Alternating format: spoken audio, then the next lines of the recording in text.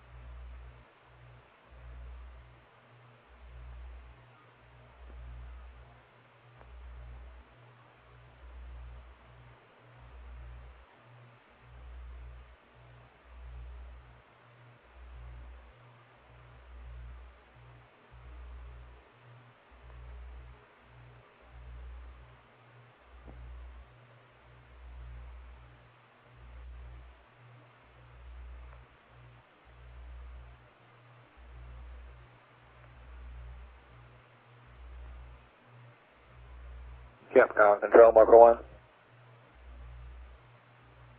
Go ahead, Marker 1. Hey, Jack, did you get the info on that? Yeah, we're just discussing it now. I guess I was wrong there. Well, maybe this dadgum thing really works that way, but that's not my understanding. And if it is, we're in Fat City, but I don't think we are. Well, we ought to try that one in the simulator, because, man, that'd be the mode to fly here. Yeah, no, most definitely. But that's just not the way it's wired. Okay. Thank you.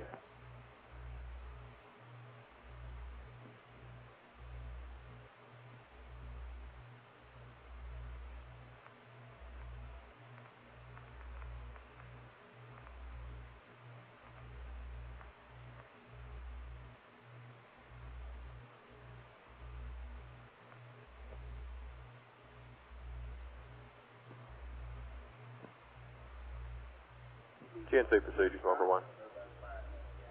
Go ahead. Com control says you're P2.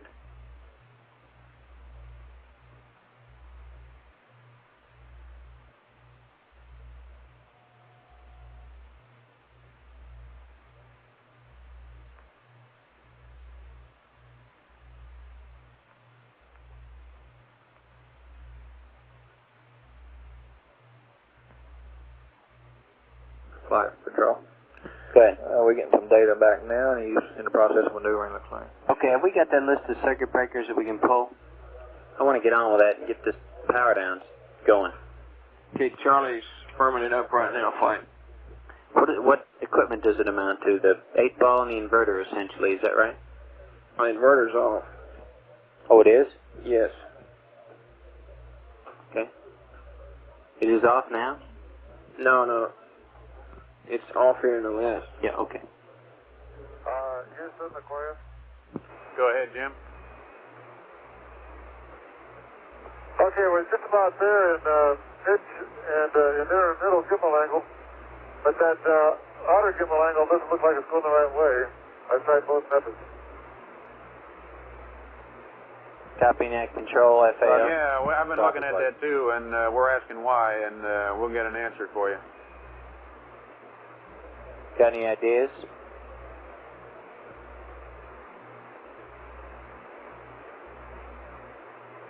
Controller, FAO, you got any ideas? Looking now, Flight. Yeah, Houston, I wonder if you're accounting for being hit off the belly band here and gone through the gas lift.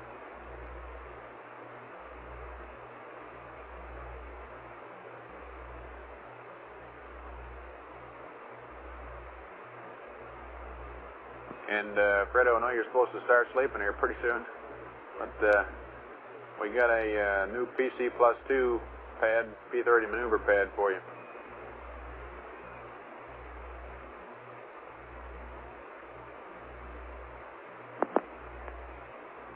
Stand by.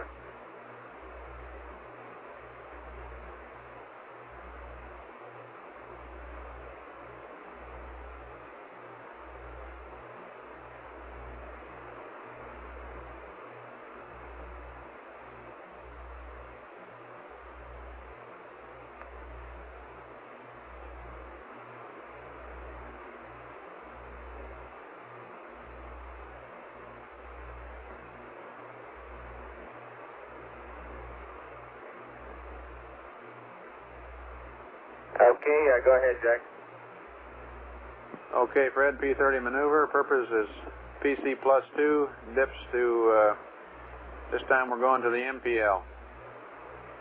And down 33, 079er, 27, 4013, plus 08144, minus 00443, minus 02226. Apogee is NA. Perigee is plus 00205. 08455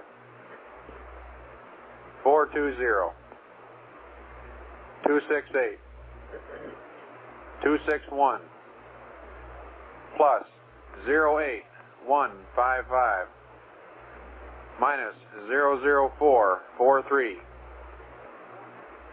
minus 02187. COAS is NA. Your GDA ought to be okay as it is from the last burn, but pitch ought to be at 5.85 and roll at 6.74. Your ullage will be 2 jets for 10 seconds. Your dip throttle will be 10% for 5 seconds, 40% for 21 seconds, and the remainder at full throttle. And for your information, this will put you in the water at 142 plus 47, over.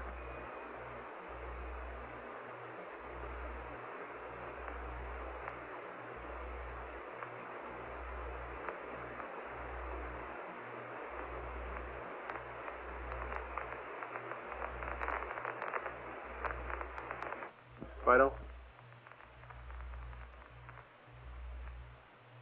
Okay, thanks. Okay, dipped Paracenthian plus 2 into the MPL. 079er 27 4013 plus 08144 minus 00443 minus 00226 in flash A plus 00205 08455 4 plus 20 268 261 plus 08155 minus 00443 minus 02187 in flash A. GDA should be okay as is, which hopefully is pitch 5.85, yaw 6.74. 2 jet ullage for 10 seconds. The dip throttle 10% for 5 seconds, 40% for 21 seconds, 100% for the rest of the burn. And this should put us into the water at 142. Okay, along with the pad data that was just read up, we will have to get a state Fred, vector. I have a correction. Yeah. And okay, the 81, guidance officers are working on it now. We'll tell you when we're ready. Z is minus 02. Okay. You want to send that up now? 226. They're getting geared up to do it now.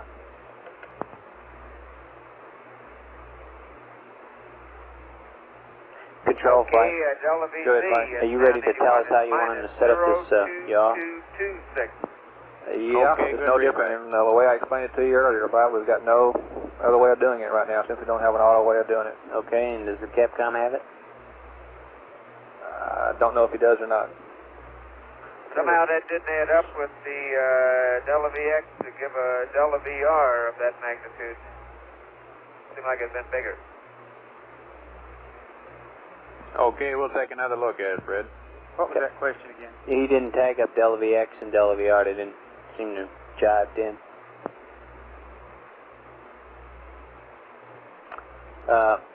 Capcom flight.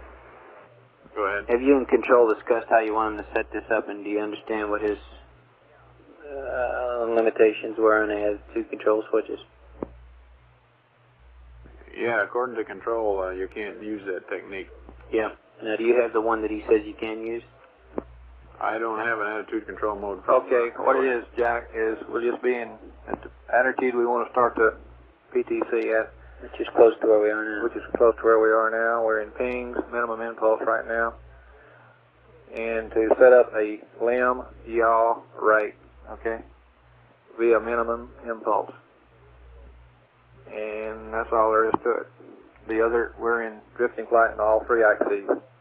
What it has to do is monitor is middle gimbal angle on the disky, which is being registered 2. And keep it out of gimbal lock via minimum impulse. Okay, and Stand by, I guess that's register 3. I'll double check that. Yes, register 3.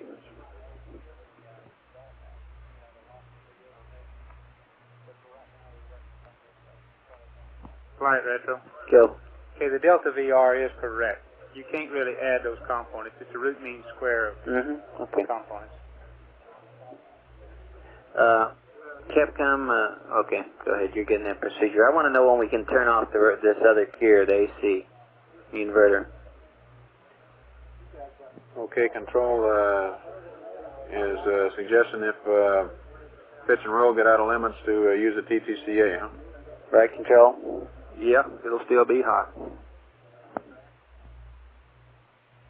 You want to leave the ball up while I get this started, or what?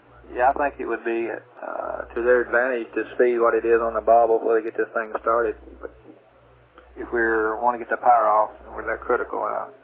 We'll definitely just cut it off. We're critical. Okay. Charlie Duke has done this. Charlie, you need the ball there, or can we proceed without it?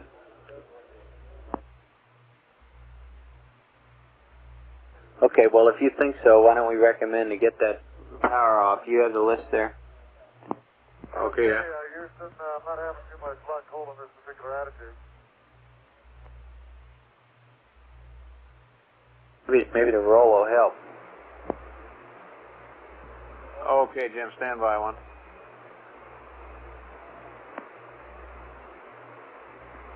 Now, how do we like the attitude to begin with? Is that close enough? That's good enough. Like, It's close enough to try to start it. Let's get some yaw in and take a look at it. sounds to me like if he's having trouble with this, he's going to have more trouble with the next. Yeah, you're probably right, Jack. Well, okay, does anybody have any suggestions? The only other suggestion is to go ahead and leave it in an attitude hold mode and sequentially go around and target yaw every now and then, every few hours or so. Well, why don't we try to set it up one time, and if that doesn't work, we'll have to revert to that. Okay, I'll vote that way. Looks like what's going to happen is he's pretty soon going to lose the ball, and then he's just looking at numbers and gets off, and you don't know where he is. All screwed up as to knowing where you're supposed to go to. That's right. Yeah. Let's try it once, Flight, and see what it looks like, and we may revert to the attitude hold mode and target around every couple hours or so. Okay. Have Span work out a torquing schedule, will you? Okay. Okay, the next option is just pure attitude hold, right? Yeah. Roger. Which we'll have to move every probably half hour. All he's got to do is, if it doesn't work, you just go things mode control to auto. Yep, come let them know that we'll give it a try, and if it goes out of control, we'll revert to some attitude hold, which we will periodically change in y'all. Okay, Aquarius, when you get her pretty much an attitude there, and it looks like you're as close as we need to be, we'd like to try a control mode and see if it'll work, sort of a semi-PTC. We'll leave the ball powered up for this, and if this doesn't work, well, we'll have to revert to attitude hold mode. If he doesn't, Jack, think it's going to work from the way it's acting, Stand by one, please. If he doesn't think it's going to work from the way it's acting, we might as well go right now into a modified attitude hold mode where we rotate it every once in a while. I don't think it's going to work, but I'll be willing to ask him what he thinks. Ask him what he thinks. Okay, he's looking at it better than we are. We'd like you to think about this control mode, Jim, and see if you think it might work from what you know right now. We're a little skeptical, but we'd like to put it to you. So once you get in a pretty good attitude, monitoring verb 16, noun 20, go to pings, minimum impulse, verb 76 as we have, and set up yaw rate to the right. monitor the middle gimbal on R3 on the disky, and see if she'll kind of stabilize out. If not, the only other suggestion we've got is to go to Ping's attitude hold. We'll keep the ball up until you make this evaluation. Okay, where'd you lose me, Jim? I lost you when you said try the control mode. You're a little skeptical. Okay, from what you say, we have to be a little skeptical of this procedure, but we'd like to have you try it and have you evaluate it. You can monitor the middle gimbal on R3. Before we power down the ball, we want your evaluation. The next best choice is Ping's attitude hold. Over. Okay, I'll try it. Control and FAO, would you please watch? Roger. Just try it. I kind of don't think it's going to hold.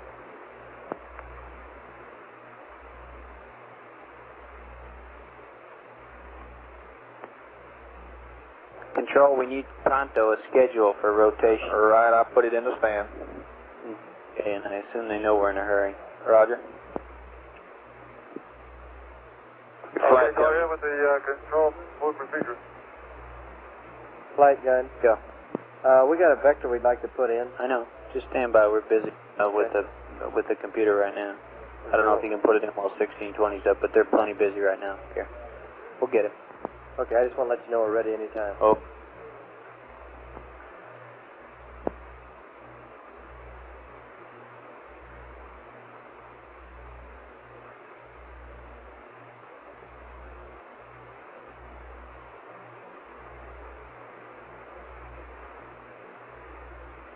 Hello, Houston, Aquarius. Go ahead, Aquarius. Okay, I'm not kidding you. I can monitor register 3. I could probably keep it out of going to the gimbal lock. Roger, how are pitch and roll?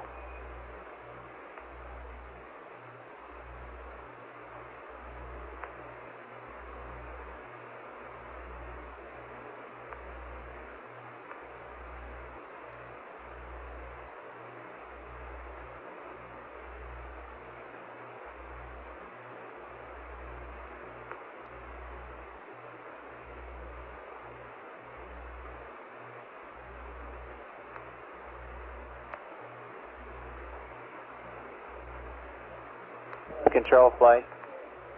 Go ahead. I'm about ready to give up on this and just ask them to go in ad hold, and we'll give them a torquing schedule.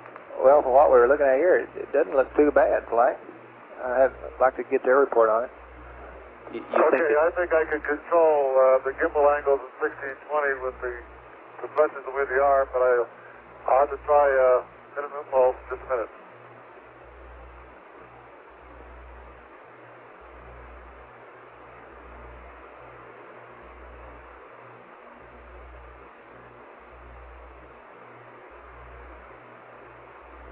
Okay, Jack, I've got a question. One more question about Odyssey. Go ahead. Okay, I still have the Pyro A sequence A and Pyro B sequence B circuit breakers in. Do you want those out?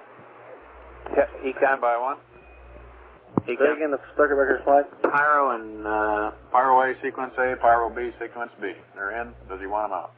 let's leave them out. Leave them in, Flight. Leave them in. Yes. Want some left in. Odyssey, Houston, the 2 circuit breakers you referred to, leave them in. Okay, copy. Leave them in.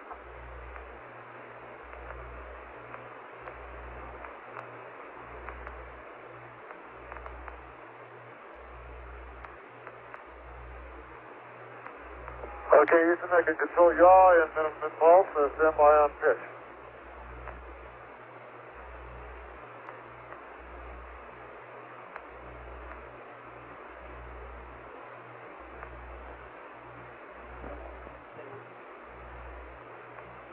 And Fredo, the Delta VR resultant computes with the components.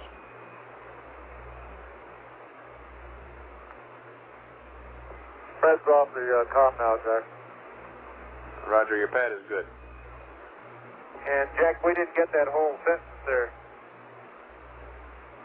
Okay, I said that the Delta VR that Fred questioned computes well with the components. It's RMS. GNC flight. Okay, copy. Go ahead, Fine.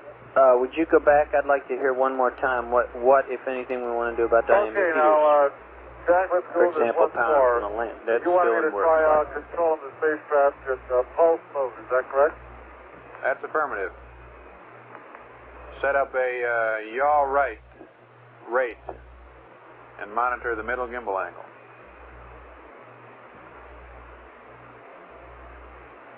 Okay, I can do that. I'm not too sure whether I can control roll or pitch in pulse, but I can control yaw in pulse. Yaw in pulse on the ball.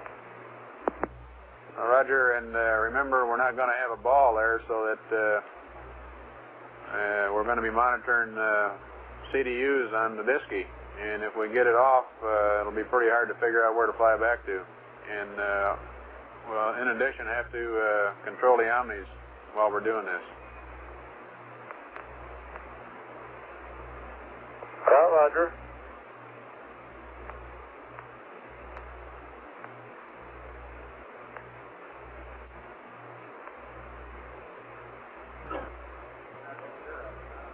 But without the ball, I still have use of the TTCA to control the angle. Yes. Affirmative. You'll have the TTCA for pitch and roll. Okay, I think I could do that without the ball, and if you give me the TTCAs, I think I can control the spacecraft using 1620. I'll set a yaw right.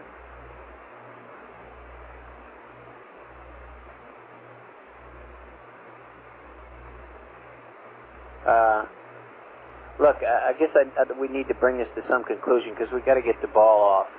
We're just using up power, keeping it on. Okay, Jack, I have now register 1 is in the decrease mode.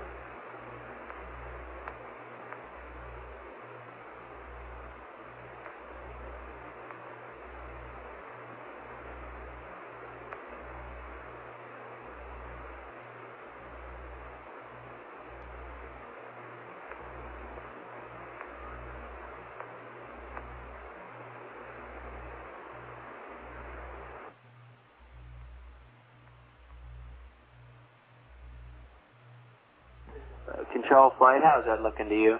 Well, we're getting data drop-ins and out. Yeah, That wasn't too bad, but have to wait on his report because we can't tell when we'll lose data.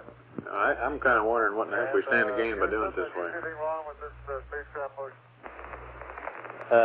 Is it okay with you right now, Control? Well, I don't have data right now, Fine. Yeah, we had a data dropout right now, Jim. We'll look at it as soon as it comes up. Look, if he's satisfied with it, we're going to have to get on with either if this mode or the other mode, but we better get the ball off. If he's satisfied with it, fine. If you got any doubt in his mind, let's go to the attitude hold mode. We'll go to the schedule here shortly, Right. but the point is we got to get the ball off. Right. Let's say we're going to go either way, and we'll continue to work it, but let's get the ball off. This is going to wear a guy out, I think, working this control mode. Say again, Jack? This is going to wear, I think this is going to wear a guy I think out it would too. working this control mode. Yeah, I think it would too now. I see it. 6 hours apiece. Yeah. Okay, but the point is, let's let it go now. Charlie, you got the list of circuit breakers. Let's get on with that. Yes.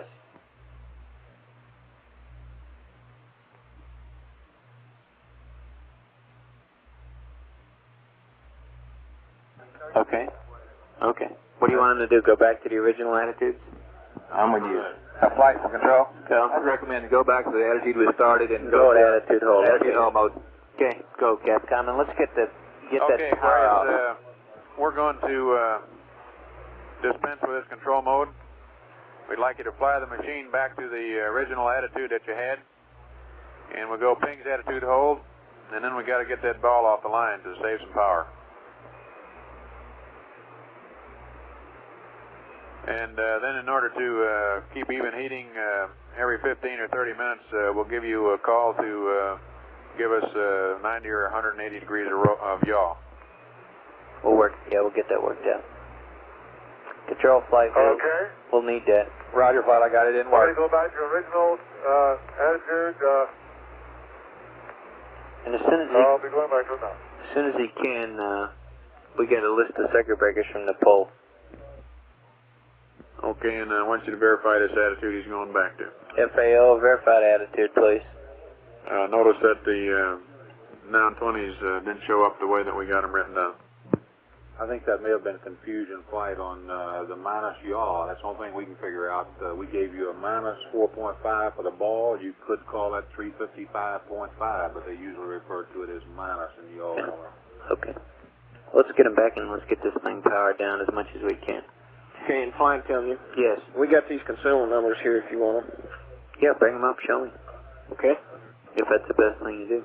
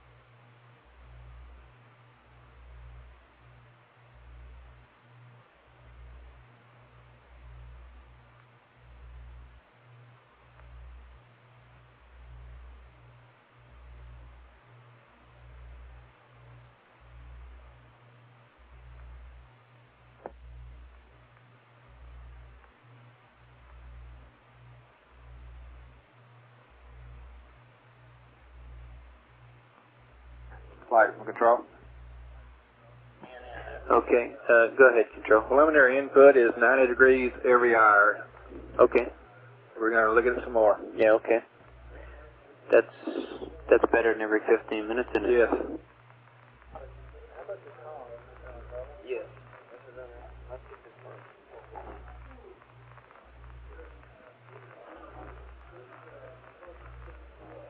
Telcom, are you up?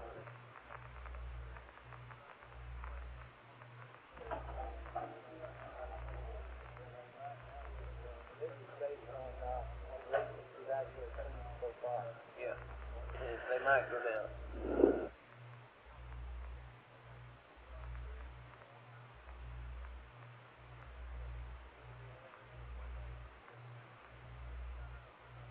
Okay, Houston, Aquarius, I'm flying it back over towards the initial angle you gave me of the pitch at 257.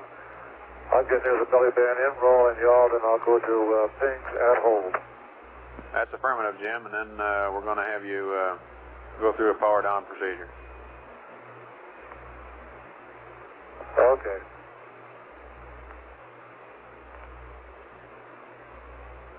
And you'll need verb 77 with that hold when you get there.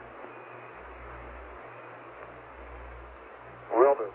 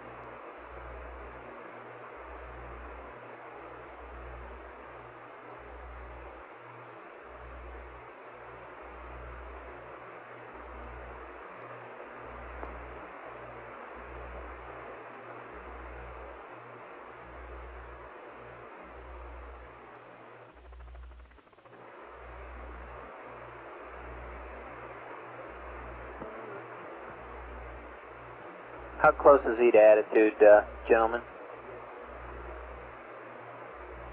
FAO, how close is he to his attitude? Close?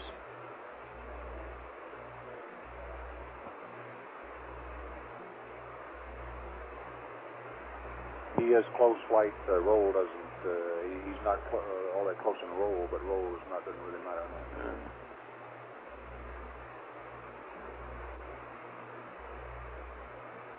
Okay, Capcom, I'll let you and Charlie Duke kind of talk him through that circuit breaker list as soon as you think he's ready.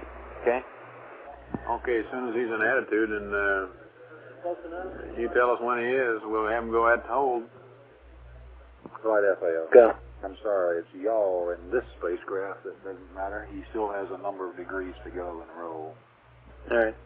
Holly, will you as soon as you're ready? Roger. Jack, Capcom, for your benefit, it looks like from this point here, we can hit the splash point even at a current level of 25.6 amps. Okay, Jack, as I get So we're going to be able to go below that. 360 on yaw and roll, I'm going to go to at home. That's good, Blake. Okay. Roger, and then we want to get the ball powered down. Okay, stand by.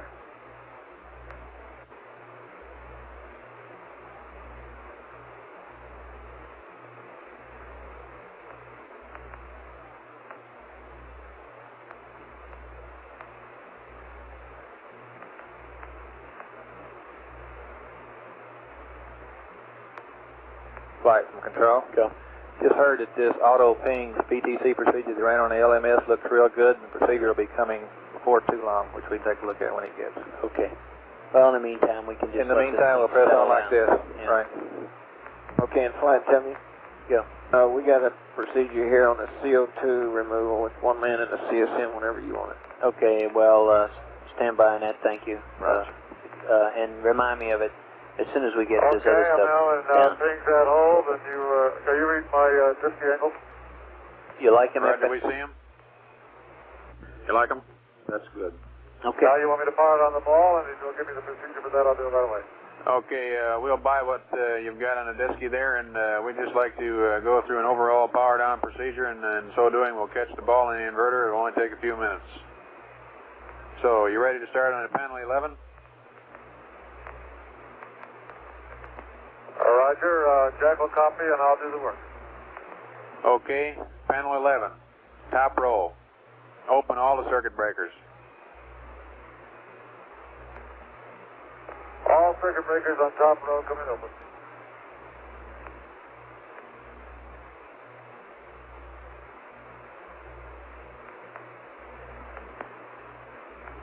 They're all open top row. Okay, second row.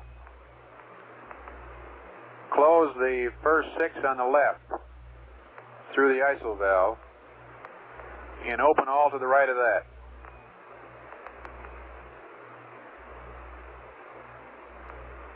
Okay, first 6 on the left are closed. That's through the ISO valve, but they open up every one from there on. Okay. Third row. Open up the next 5. Correction, open up the first 5. On the left, close AOT heater, close stick conditioner 1. Close attitude direct. And open the rest on row 3. Do you want active things open? That has to be closed. Atca ping has to be I believe closed. Atca ping's closed. 4 breakers in the third row must be closed. AOT heater, stick conditioner 1, and Atca pings, attitude direct control. Our mistake, good going. Okay, I'm opening up engine start over right now.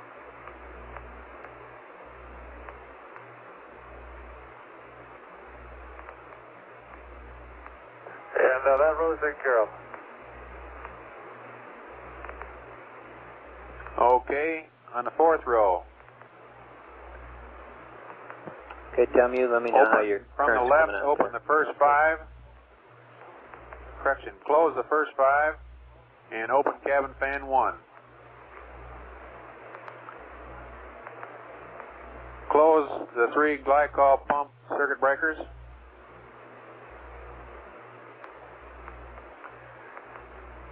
Open all the comm breakers except for commander's audio. Close it.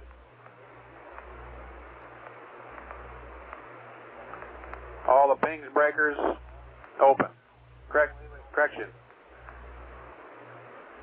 Open the first 3 pings breakers. Close. LGC Disky, IMU standby, IMU operate. That's complete, Jack. Okay, an EPS. Close bat feed ties, cross tie bell loads, and open the cross tie bus. Close the next 3. Open SN ECA control, SN ECA, and inverter 1. Close DC bus volt. Go ahead. That's complete, Jack. 1011 is configured. Tell me, Flight, have you got the balance tie? Okay, let's go over to You want it, what you want it? The bow loads cross tie, yeah, that's close. You want them, they got, okay, close, okay. top that's what you roll. Starting from the left, open the first 4. Stand by, Jack.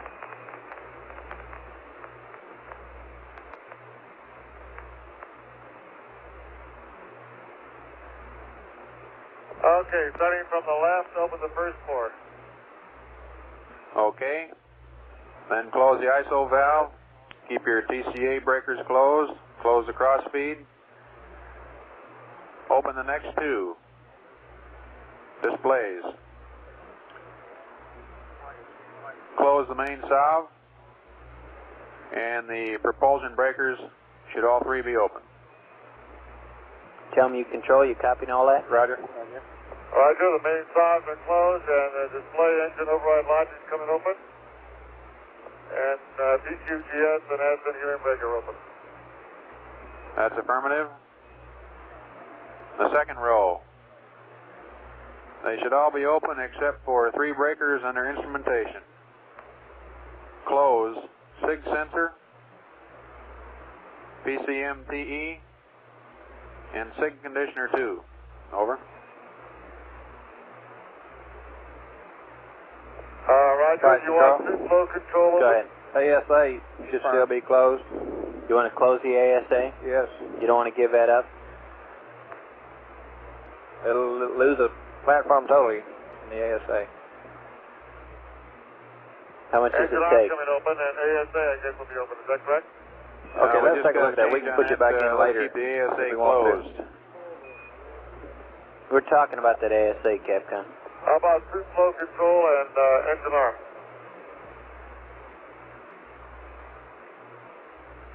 You still want to go engine arm open and suit flow control open, don't you? Raj, suit flow control open. And what was the other one? Okay, Jim. Engine arm? Suit flow control can be open. And engine arm. Control flight engine arm, circuit breaker? Yes. Open? Open. Engine arm open. Okay, let's go to row 3. Okay, row 3 under comm. Open displays. Close SE audio. Open VHF A, transmitter, and B receiver. Close the primary S-band circuit breakers, both of them. Open the Control S-band flight. antenna. Good flight. All being equal, it might be a good idea to closed. save the ASA at least Right. through the next night. TV Right. open. Okay, where do we stand now? Is it closed? Right now? And all the rest of them open Understanding under why this will be ECS left closed. except for Get CO2 that confirmed. sensor Check. closed. Roger.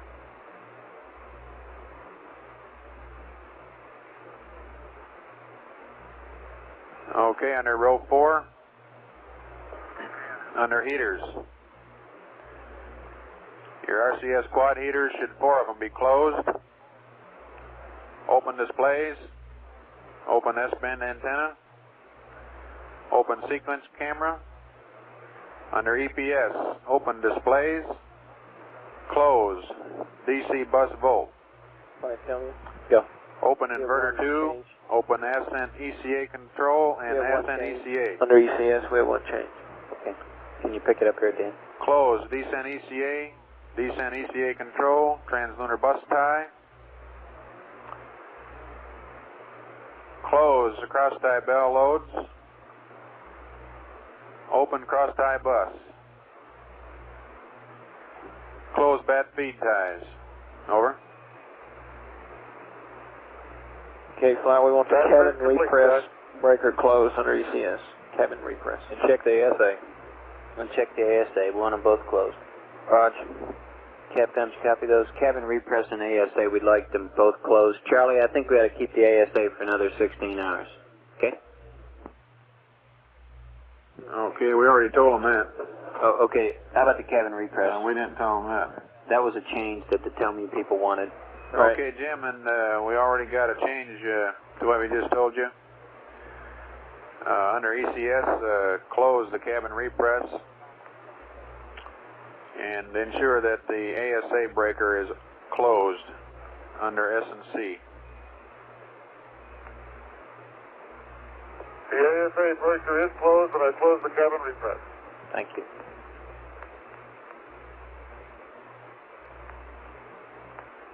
Okay, Jim, and looks like what we have to do is, in order to maintain even heating, we just have to yaw the whole machine about 90 degrees per hour in increments. So we'll give you a call when it's time to yaw 90 degrees. Control flight. Go ahead. I would like to get, that might have been a fast answer. I'd like to get everybody to say that yes, that's what they want done again, please. Yes, that was off the top of the head answer. They're looking at it in more Okay, detail. and that's not licensed to Okay, make we it have tight to yaw again. the Right. machine, as I understand it, Houston, and you'll give it to me in increments of 90 degrees. Yep. That's affirmed. The current plan. You got Okay, it. now what? Okay, what have we got to do now? Tell me who has a CO2 removal story for the guy sleeping, but let me see if we have anything else in the configuration. Guidance, you have anything? We have a vector flight. Oh, you have a vector and you want to get it in? Affirmative. We'll need the DUA circuit breaker closed, data, and poo. Capcom, to go with the pad they have, we'll give them a state vector.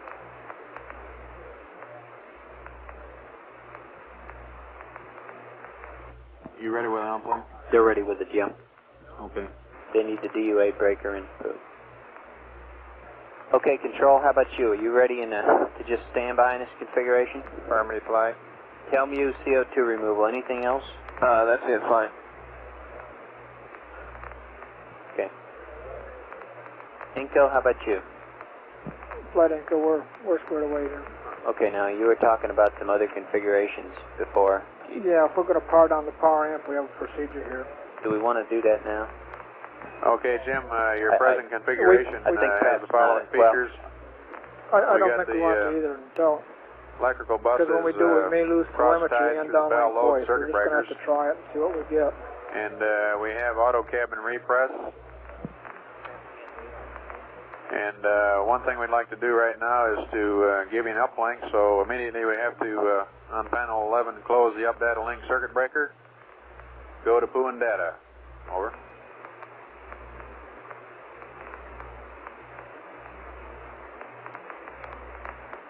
Okay, we're going to poo and data. The circuit breaker is closed. He's ready, flight. Okay, go guidance. Temu, would you write down your CO2 story? Roger, flight, we're writing it down. Thank you. Capcom flight, you know what that's about, Jack? No, I haven't been listening to that. I haven't heard anything about it yet either, except that we got a guy sleeping over in the CSM, and you ask yourself how the air gets scrubbed over there in the present configuration, and they got something that they want to bring up for us to discuss here. And they're writing it. And I'm sure we all have an opinion on that.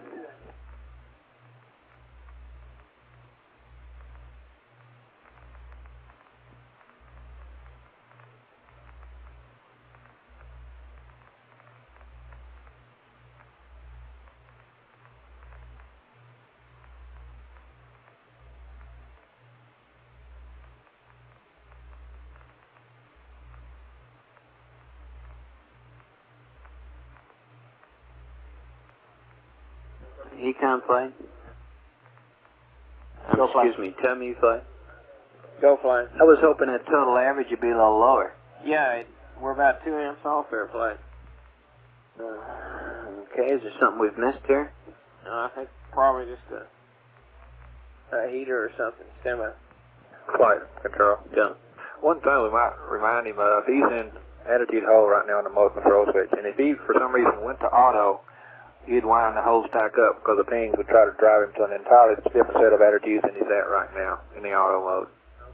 So you just might remind him to stay out of the auto mode on the motor control switch. That's worth saying. What attitude is it seeking? Well, it's like in pitch, it's a difference of about 80 to 90 degrees. That's enough, I would think. Raj. Yeah, I'm just wondering. And in yaw, it's about 20 degrees. Okay.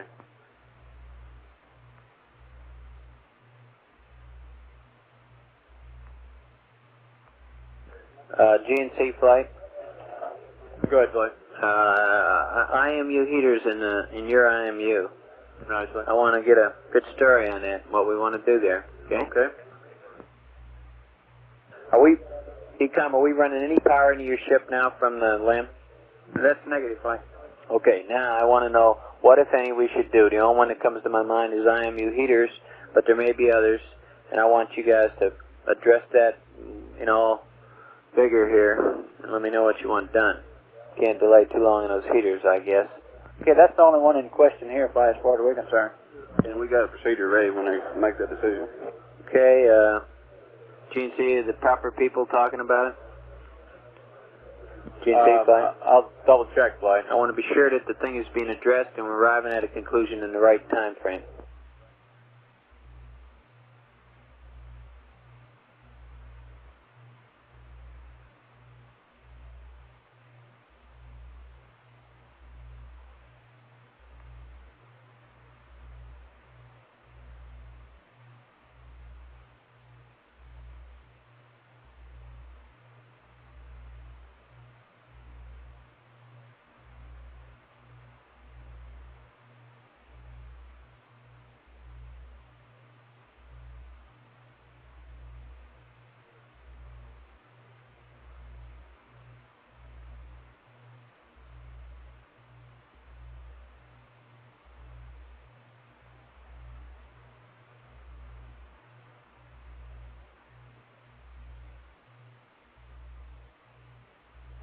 Houston, Aquarius, did you think you had a room pad first to copy? Jim, I passed that newest pad that we have to Fred about 30 minutes ago. That's our latest. It's PC plus 2, and it begins with 9:33 of 79 hours, 27 minutes, and 40.13 seconds. You got that one? Okay, we got that one. Now, what kind of an at-home mode do you want us to? Do you want us to be wide deadband? Wide deadband control? Yes, we're in 5-degree deadband. Yeah. They are in 5 and we want to stay. Jim, the deadband is good the way it is. It's 5 degrees. We want to stay in it. And stay in the pings at hold mode.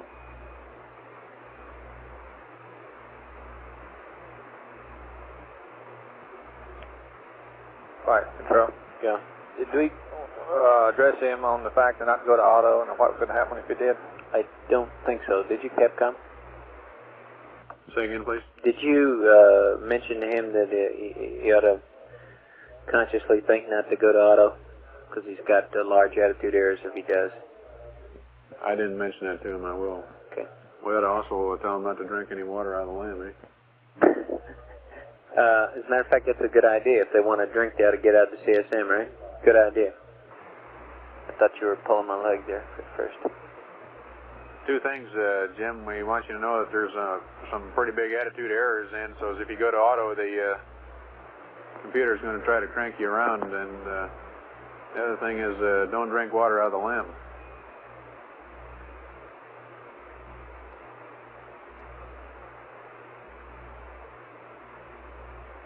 Okay, you might think about this. You know, we lost our oxygen pressure in the command module. Is there still some locked up there? We still have pressurization cabin point. Yeah, but in the water loop. It still should be locked up there, shouldn't it? Well, whatever was there should still be there. Negative, Flat. No, pressure in the loop, 20 psi is what he's talking about. We got a little problem. Let me work it out. Okay. If he's using the water, he doesn't have much pressure. Yeah.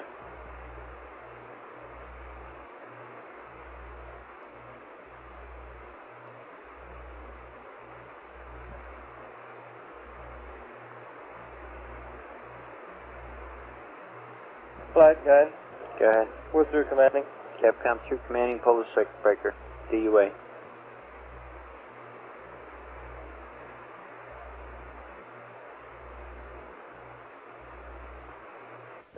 We're through with the state vector. They can pull the DUA circuit breaker. And Aquarius, we're finished with the uplink. The computer is yours, and you can open the up data link circuit breaker.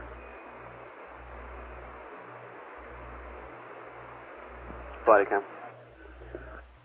Go ahead. Got a procedure coming out on that. Basically what it does is pressurize a 100 psi manifold in the surge tank to get the water. That's what I thought. Regularly or only when they want to drink? Only when they want to drink.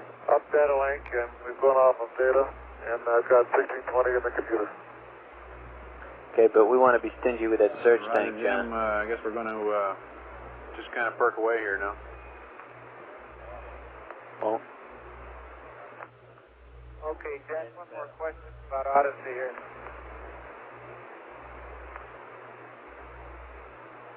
Go ahead, Jack. Okay, how about the service module O2 supply valve? You want that off? Yep. TCOM, service module O2 supply valve. You want it off? That's firm, Flight. Firm. Affirm. Affirmative, service module O2 Flight, supply off, y'all. Jack. Go. We have a program alarm, uplink too fast, probably the result of pulling the DUA circuit breaker. Okay. Capcom, we think that program alarm is just associated with pulling the circuit breaker. It's uplink too fast. And Jim, we see a program alarm in there. We think it's just got to do with pulling the up data link circuit breaker. Uplink too fast.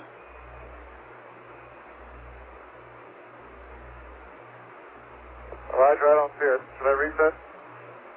Guidance? Negative. What? Wanting to reset, he said? Yeah, go ahead and reset it, right. Go ahead.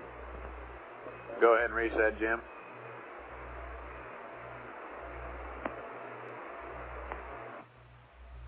Okay, well, what is our status on the repress package and the surge tank? They're both isolated. Right, TCOM? Both your repress and your surge tank are isolated, are they not? That's firm, Flight. What now? Well, the way we know that, we saw the manifold pressure go to zero, and they wouldn't do that if they weren't isolated. Okay, we've got the service module supply valve closed. If they want water, just open the... We're going to verify some regs and stuff off. Oh, you want to? Okay, well, go ahead. What do you Well, want? I got a procedure coming. Do you want water right now? No, I think Jim was just reminding us. We told him to drink out of the CSM. He was reminding us he didn't have pressurization in that loop. Or at least probably not much left. Okay, it's coming shortly. We can see it. Okay.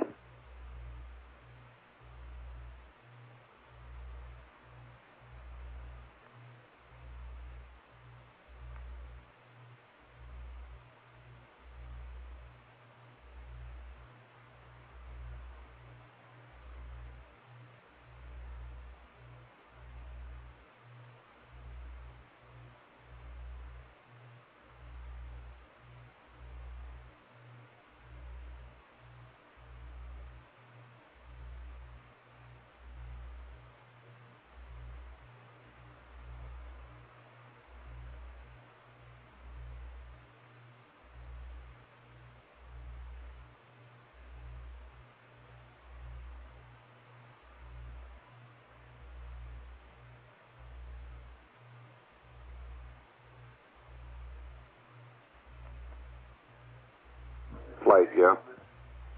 Go.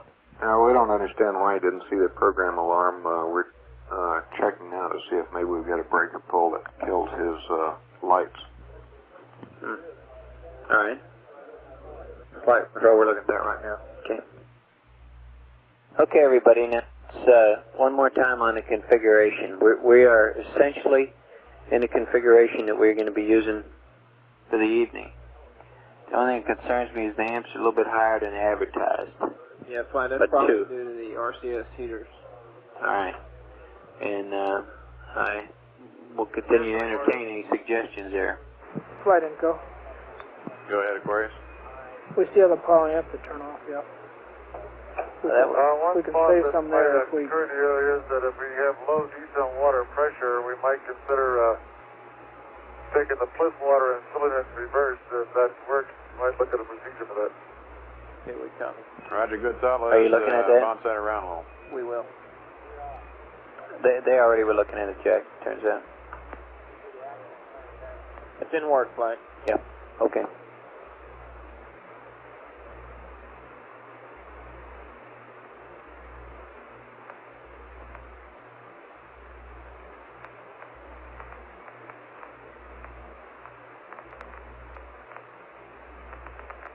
Okay, tell me about the power amplifier, Inco. Let me tell you what my concern is, first off, and then assure me as best you can.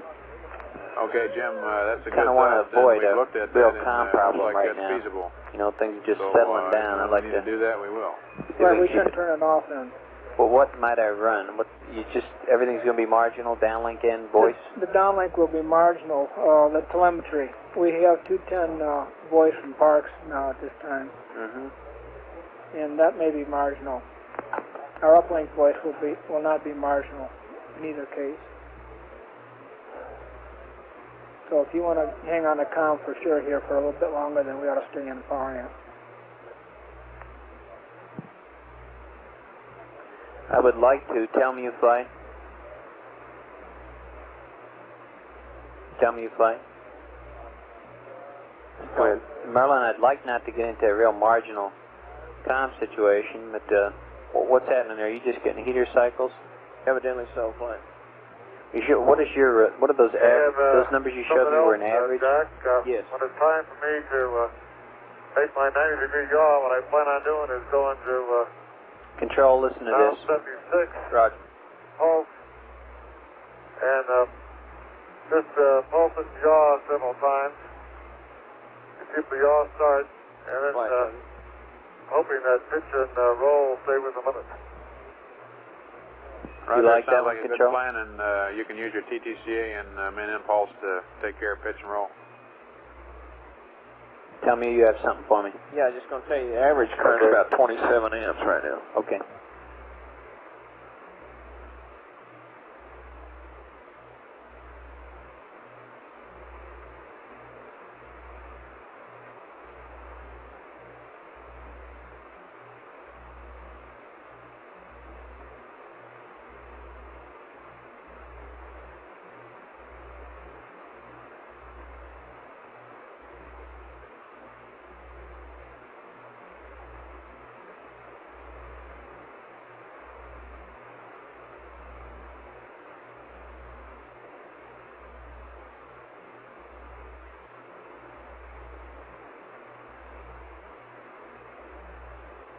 Flight telling you. Okay. This thing isn't annotated very well, John. It's hard to understand. Put it a little clearer. Go. Okay, Flight, our tank 202 pressure's gone off again. We better reverse that. In other words, go back to... Okay. Go back to... ascent tank 2, close off descent. Okay. Flight control. Capcom, it's going up again, so we better do that. It must be heating or something. Go ahead, Control. Okay. Any one of the two following breakers can be closed, and he'll have his lights on his disky, the caution lights on his disky. Well, do we want to do that? Well, that explains why he didn't get the Yeah, I understand. caution a while ago. Mm-hmm. Are you proposing to close these breakers? Aquarius Houston, we see Well, I'm going to SN get a current O2 drawn tank on number first. 2 building up Yeah, what again, the so ticket draws. Understand. we'd like to use something out of it, so turn on SN O2 tank number 2 and turn off descent O2. Roger, open up ascent O2 tank number 2 and turn off descent.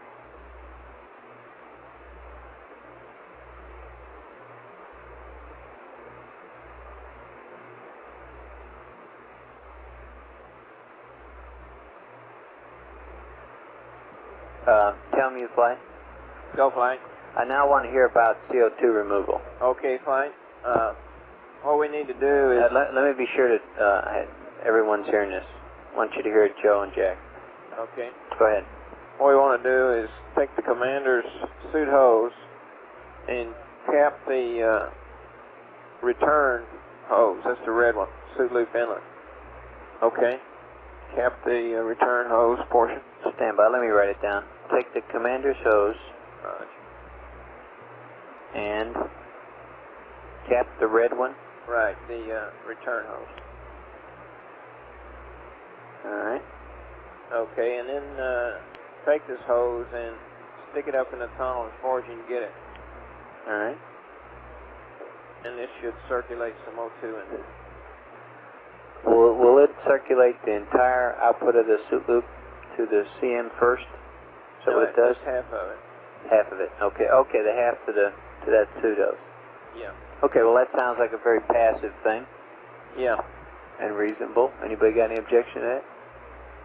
And span right now is it says this is an acceptable mode. They're working on what the CO2 rise rate is. Tunnel. Stick it up as far as you can in the tunnel. Go ahead, Merlin. I didn't hear you last. I was saying the span people are working on the CO2 rise rate, millimeters of mercury. But what they're saying that the rise rate should be acceptable in that configuration. Not only that, that's the best we can do. Yeah, unless we pump both. The only other thing we could do is be able to take one of the CMP hoses and cut it or something and tape it to the limb hose and lengthen it. Well, okay, assuming they'll be satisfied with this, Jack, why don't we recommend that? That seems like a very simple precaution to take here.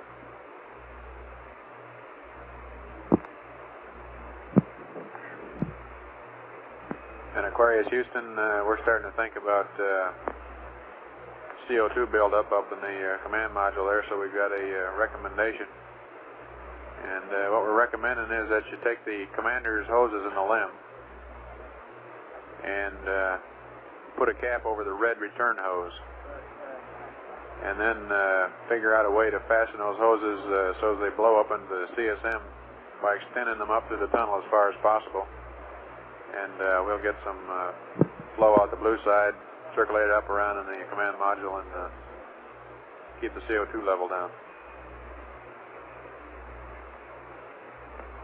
Roger, we're thinking of that too. The only one problem is that the COM is connected securely to the hose, so we've got to get the COM cable off somehow to get that. We still have COM down here in the limb and have the hose up there. Can we use a different hose? Well, we have to use one of them flat. See if we can pull the COM cable off. Can they pull it off? Stand by. Just let one guy do the talking tonight. Here, we're checking. Fine. That's... Now, the only question is, you want him to tear it off or just let one guy talk? Rather than tearing it apart, why don't we just let one guy do the talking? I think that's the best. Jack? Rather than trying to really do anything in it, why don't we just let one guy do the talking? The only reason you said CDR hose is because it's longer, right? Longer. Yeah. Longer. That's affirmative.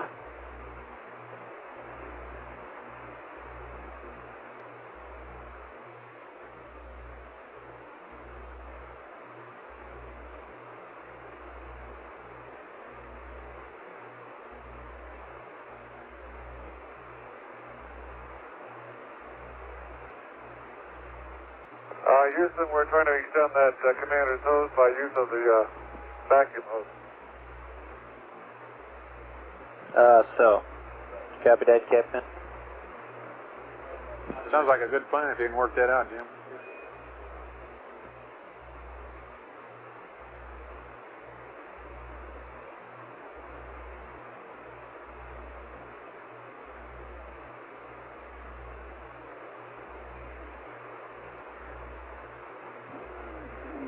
Capcom, okay, you're getting that from John Aaron.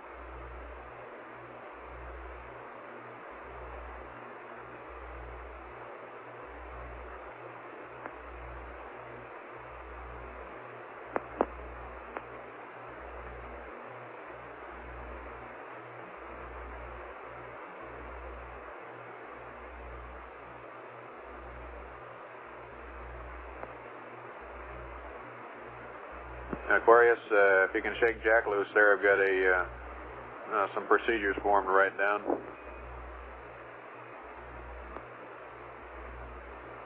Okay, stand by.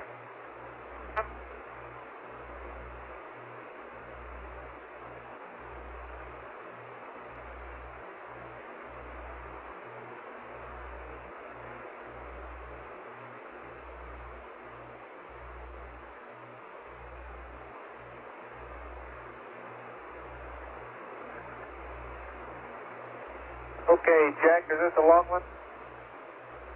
Oh, it's about 12, 15 lines. It's a matter of verifying some valves and so forth.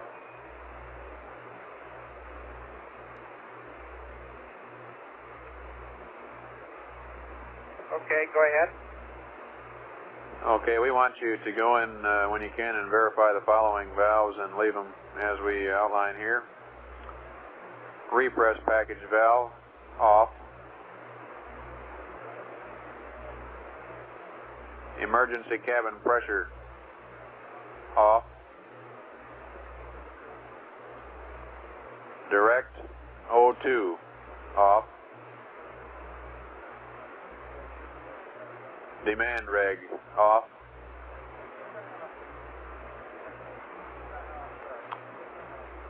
Both water accumulators, off.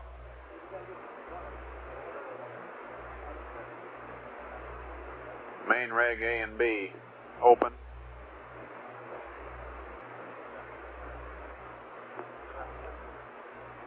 Water glycol, water and glycol tank, inlet and outlet, both. Now if you want to get some water, we recommend that you momentarily turn the surge tank on to pressurize the system and then turn it off and take out water as required. Over.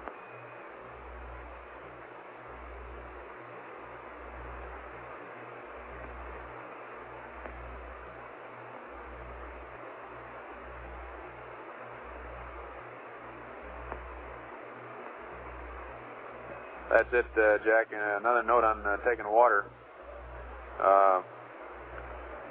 If you don't drain enough water so that... Up to him.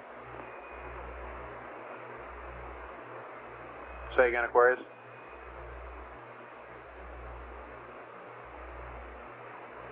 That wasn't us, Jack. Okay, one more note on the water, Jack. If you don't bleed the pressure off when you don't take enough water to bleed the pressure off completely, the pressure that's left on there is going to drain away in a period of 1 to 3 hours. So it's a small amount of oxygen, but we might as well save it. So if you want to eliminate that problem, you could completely drain the pressure off by putting the water in a water bag and saving it that way.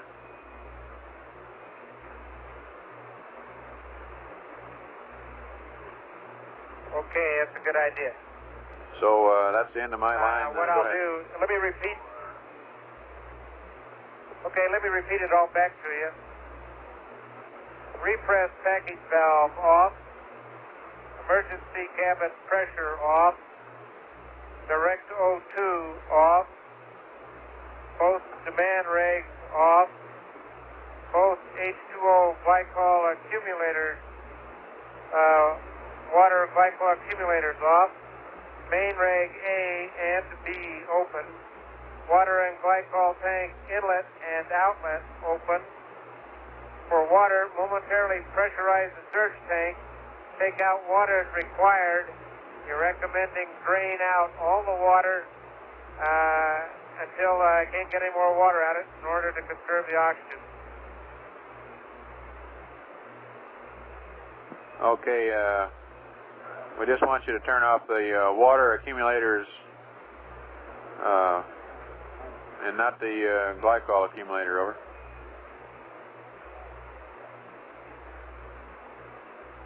Okay, these are the water accumulators on 382, right?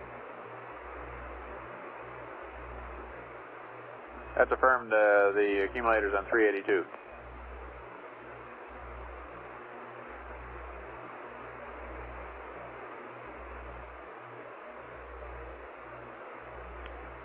Control flight. Go ahead, Mike. Is that one of the RCS heaters or something that keeps cycling that 4 amp load? Yeah, probably. Right. Don't you think it is? IMU heater, probably. IMU maybe, or a combination of the two. What kind of duty cycle has that got? It must be on 50% of the time.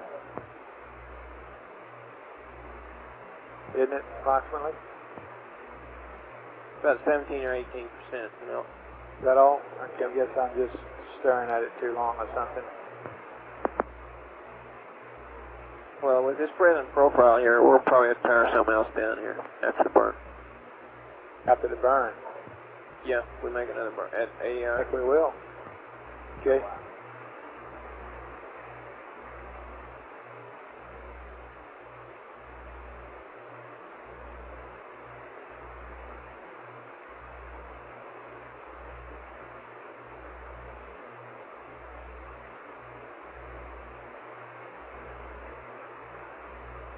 Okay. Capcom flight. Go ahead. Jack, I dumped, now, are we okay on the hoses and the CO2? And the comm on the cable? As far as you know. I heard him put the vacuum hose on the end. I But don't is know. this comm okay, or just one guy, they're using one headset? I've been talking to both of them. Okay, maybe pull it loose. What do you think about this?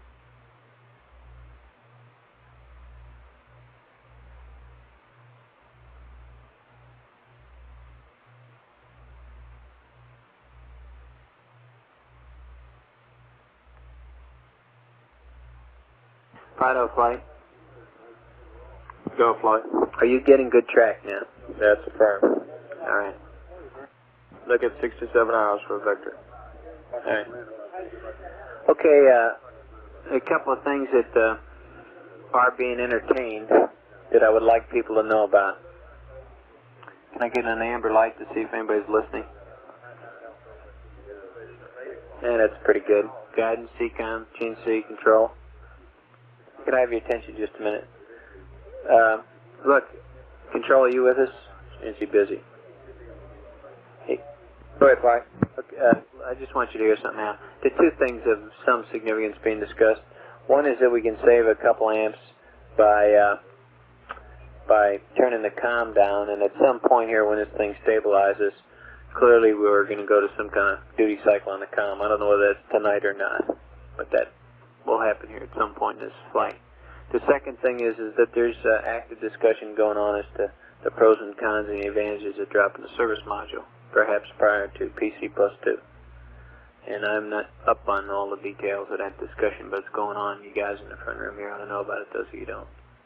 It has to do with PTCs and thermals and saving a day, perhaps. Retro, is that correct? We save a day at PC+2 without the service module wait. Can you verify that? Roger, flight. Looks like we can do that. We're getting the numbers final. But yes, that is an option, isn't it? That is an option. Okay. But is that to the MPL, or is that to somewhere slightly off the MPL? That's to the MPL. It's to the MPL, also. Okay, to my knowledge now, they're probably the most, and that second one probably even more so, significant subjects going around. Now, you got a continual job here to be sure that we're watching this configuration. I want the guys thinking about what they want done from now on with the LIM. We got to consider powering this thing down. We got to think about mid-courses perhaps after the PC+2 and how we're going to do those things if we turn the platform down, etc., etc. We want to think about a check on the platform before we do PC+2, and I've heard that people are working on a sextant, command module sextant check, which sounds to me like a reasonable thing and probably not taking any power to speak of, or if any. Bob Collins raising his hand. Yes, Gene, Glenn, the guys in the back are running this water profile. Right now it looks like it's coming in real tight. Yeah. And the water itself. And assuming that we stay at this level from now on. Negative. Assuming we power down post PCT. Okay. Okay, now, so the Gatto guys have given me a profile here that I'd like to broadcast on there for the guys over in Spain to start massaging and for our guys here to start using a common profile. And I hope that Gato will update it and find out if there are changes to it. But here's where it reads right now. At 79:30, we've got the next dips burning about 850 feet per second. After that, we will power down. Prior to that time, we'll leave the gear that's on right now powered up. Yes. After that time, we'll have a next burn that we don't know the feet per second delta V on it. It's at 92 hours nominal. First mid-course. Okay. The next burn is at 140 hours. It's the second mid-course. Our intentions are to power everything down that can be powered down post PCT. And that means even the TM, the platforms, the LGC, the whole smash, but life support. Now doing that, they're going to come in just barely on the wire, and looks like it's going to run just about 150 hours or something on that order. Okay. Now, that's the profile they're working on, and I hope that everybody else in the building is working to the same profile. Okay. I'd like to see someone start to keep now a continuous record of our, at any GET, what our current estimate of the water and the power, etc., is in the LEM, and I want that factored into the discussion of retaining the service module. I'm sure people are doing that. And when the people in the back room get somewhere, GNC, let me put it on you. When the people in the back room get somewhere with that service module discussion, I'd like to start hearing it out here so the operators know some more about what the considerations are. You know, there are thermal ones and the shield is now open, etc. Okay, Bob, that's good. That's the current plan. Let's continue to refine the numbers. You ought to start dating, if you haven't already, GET, the estimates, and I'd like to start making some copies of those and getting them around. Now, you guys are running the budgets, TELMU. Roger, point. Let's start making a record of those, dating them in GET, and get them sent around to the console so everybody in the room's got the same idea. Welcome with your assumptions on it. And put them on some channel somewhere so people can call it up if they want. I assume that there's a activity going on in the CSM area on what happened, and I haven't kept up with that in recent hours. I assume that's going on, and whenever it arrives at some conclusion that's feasible, I'd like to start hearing about that in the room here too, John, or whoever. We're pulling it together. Your console ought to answer for that.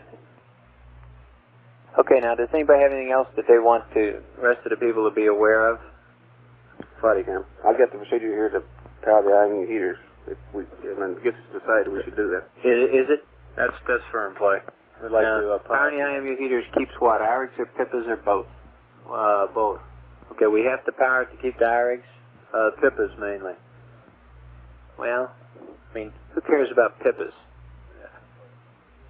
Well, if you want to use a platform for entry and CMC I can use control. the platform for entry without PIPAs. You know? So, is that what you mean? It's good for PIPAs? That's right. But we would still have the IRIGs? I think that's true, Fi. We'll have to get... When do we have to make up our mind here? Well, shortly? Hourly? The problem occurs when you get down to, as I understand it, it occurs when you get down to 40 degrees. Okay. The stable member, and when you reach that point is unknown. Mm-hmm. And the feeling is we haven't reached that point, but nobody knows. Okay, could you guys entertain a discussion with the retro and the guidance? How much is it going to cost us? Figuring about a 50% duty cycle will be 140 amp hours. Tell me you copy that? Raj, 140? 114. 114, okay. Excuse me. Okay, now, tell me, would you please quickly address this profile and in some short order here, give me some idea whether I ought to start doing that or not? Roger that.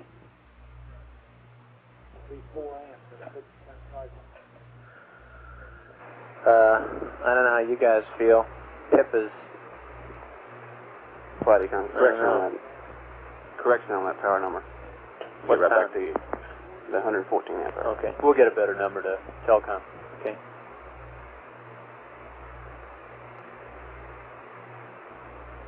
Okay, does anybody have anything else they want to bring to our attention? FAO, you've given us the sleep cycle for the pilots. You've looked at when we're going to be in the shadow of the moon. We can do a P51, 52 there if we like, right? And as far as you know, you got the cycles, the sleep schedule cycling, so we got the proper wake time for 79 plus 30, etc. Okay. Anything else, Bob? Not at this moment. Vince, anything you can think of? Okay. Okay, everybody. Now let's settle it down and let's work the problems that we now have. Keep our eye on the configuration and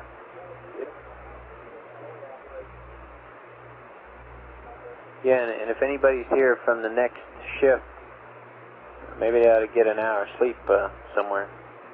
I don't know if I recognize anybody from Jerry's team. But Johnny Aaron. Okay.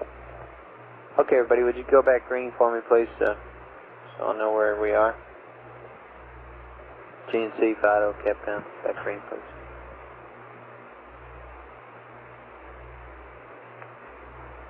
$64 amp hours it will cost me to keep the PIPAs. Is that right? The number I have flying is 60 amp hours. 60? I'll round it off at 65. 60 to 65 amp hours to retain the PIPAs.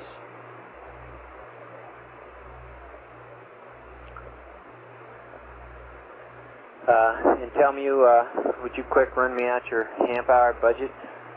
Let me know if you can afford that. Right, fine.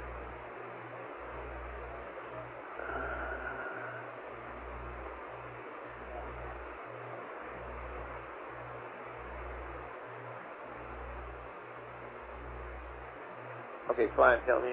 Go. Okay, based on the fact that we power down the GNC stuff after the 80 hours, we're good 165 hours GET. On it, current? Yeah. Is that with or without the 64 amp hours in there? It's without it? That's with it. Oh, with it? That's with the this PIPAs. Oh, so. You're telling me we can keep those and still have a good margin, huh? Yeah, if we power down. Okay. To what level? Let's turn all that GNC stuff off. Stand by.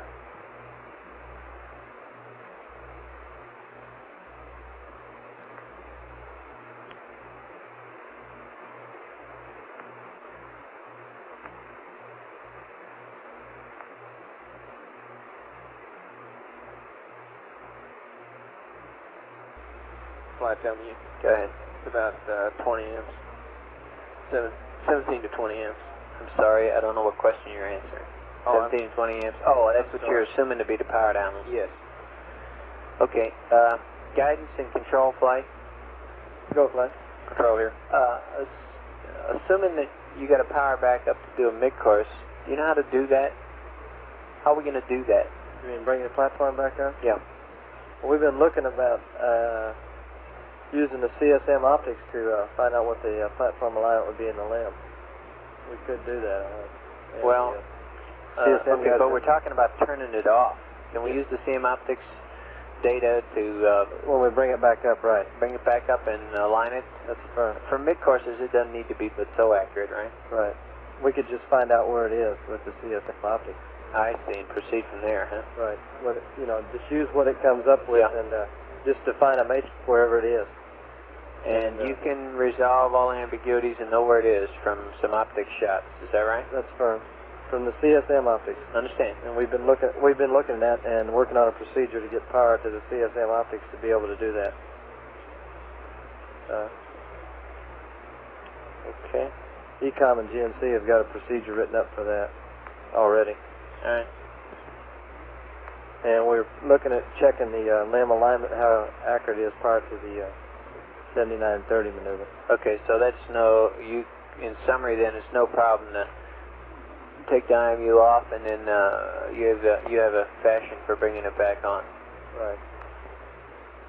Okay.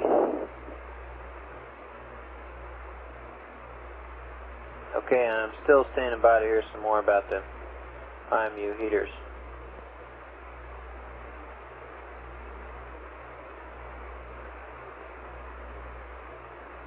Econ flight. Go ahead, flight. I guess you and GNC ought to get together on some entry sequence and when we power up, etc. With what we have here. Flight. We sketched out a preliminary plan, but we need to go back and verify all the numbers and verify the checklist. It's a big job. Yeah, I know. Approximately how long before entry interface are you talking about? Well, if you want the IMU, you got to start around 2 hours prior. you know, my question is getting around to, I mean, is it even feasible that we can get the IMU? That's firm point. I think we can. You think we can? I mean, I don't want to spend amp hours out of the limb to keep PIPAs, which I can't use.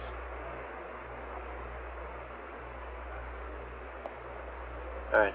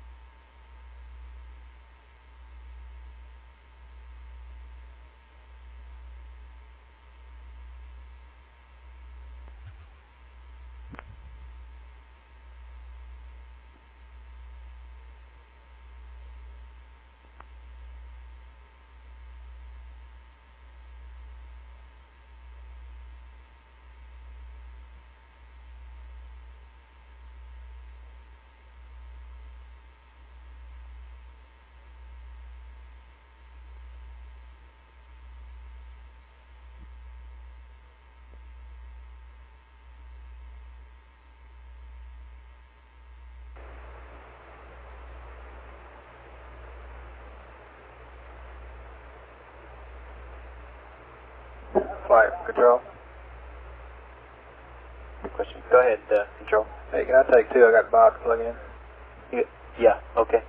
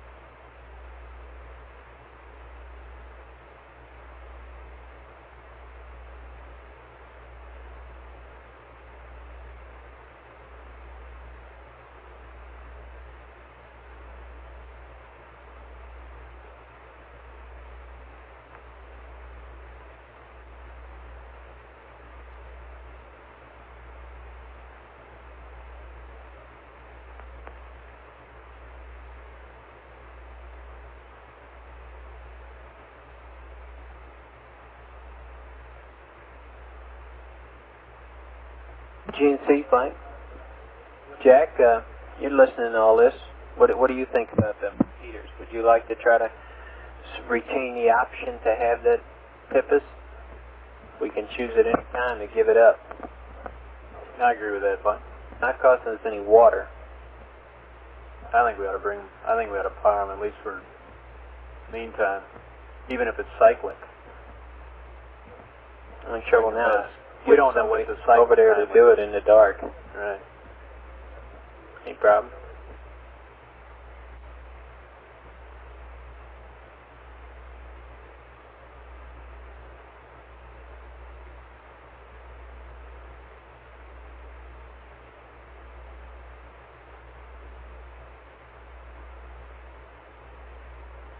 Tell me, flight.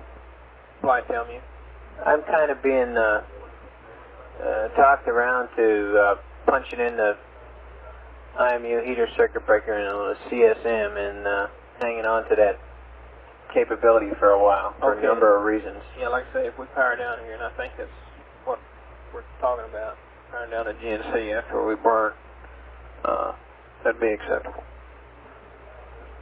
Okay.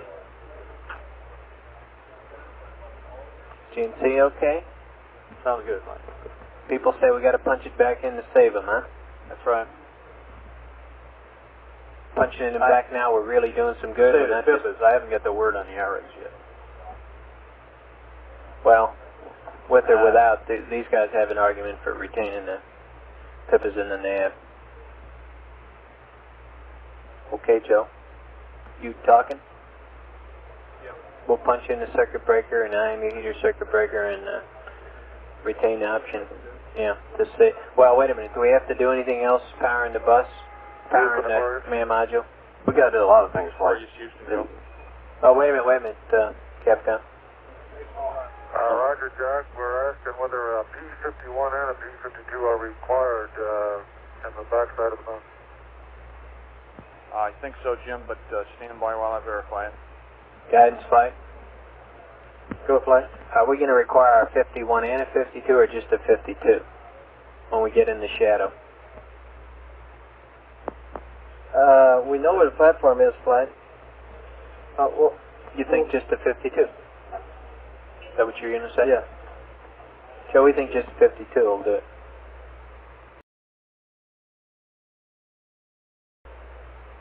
Aquarius, Houston. Okay. Go ahead. We think we know where the platform is, Jim.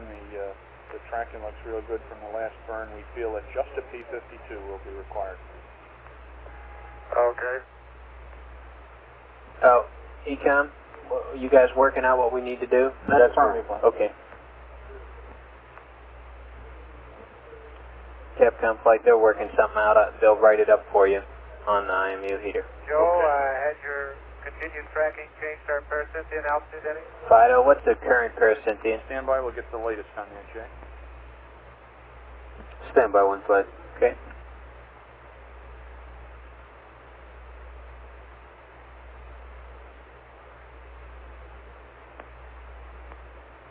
Flight Fido. Go. Okay, we're showing 137 right now. Okay, is that on more data? Negative, flight. That's still on the old stuff. What old stuff? Some tracking? Yeah, the pre-mid-course maneuver. Okay, we're looking at 67 hours before we have our first update. Okay, so you're looking at the confirmed maneuver? Yeah. But the Doppler is confirming it? Right. Okay. Capcom, our estimate is still 137, and we'll have a good number after 67. That's when we're going to take a batch of track and compute again. Aquarius, Houston. All right, go ahead. Roger, Jack. We're still looking at 137 miles, and Doppler's confirming it. We'll have a good update after 67 hours. Oh, that's good. Hey, I want to say you guys are doing real good work. So are you guys, Jack.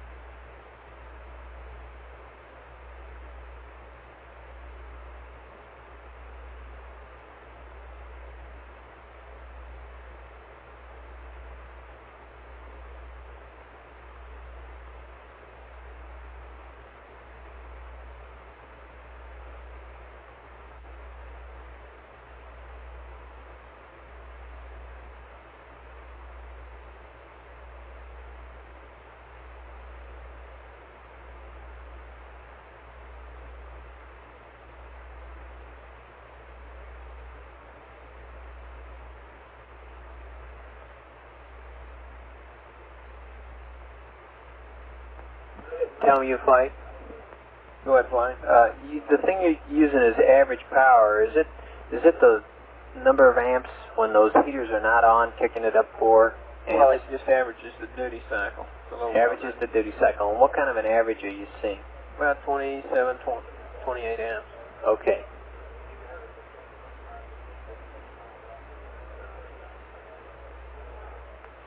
(27) 28.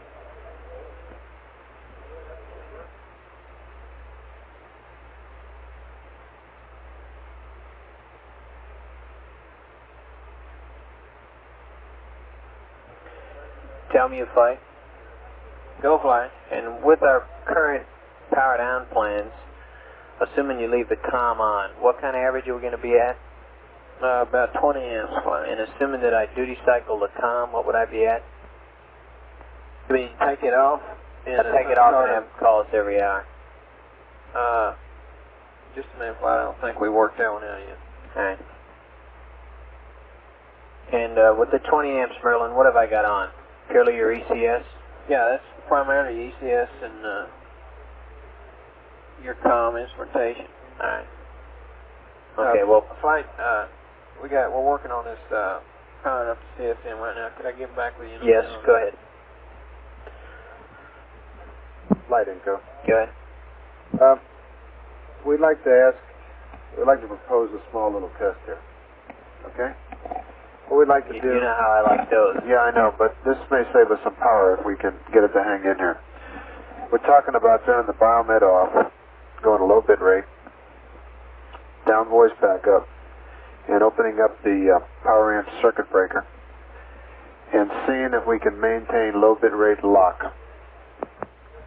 If we can, it's going to keep us in a low bit rate mode, but it's going to save us a good amount of power. Okay?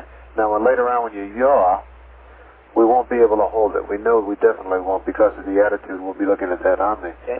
But then we can entertain the thought of bringing up the steerable and maybe having to turn the heaters on, which don't pull very much, maybe about 0.2 of an amp. And the steerable actually would draw less than the power amp. Okay. And seeing if we can go there. But what we'd like to do here is to do this for about 30 seconds and see if we can get low bit rate in this mode. It's going to be very close, if at all. How far are we from making our yaw maneuver in time control? We're just about there now, flight. We're kicking it around, see whether they wanted to do it next. While they kick it around, we can do this. It'll only take about a minute, at most. Things look pretty good right now. Okay. Well, we've got it on paper here for the Capcom. Okay, bring it over. If it doesn't work, we'll go right back. Control, I assume you're going to give me a GT when you want to go 90. Yeah, right. Right now, temps and everything look pretty good. Yeah, your ship. Yeah. Flight. Y'all. Call flight. This is y'all. Yeah. One thing I point out, if we go low bit rate, we don't get computer data, therefore there'd be nobody monitoring the computer alarms, etc.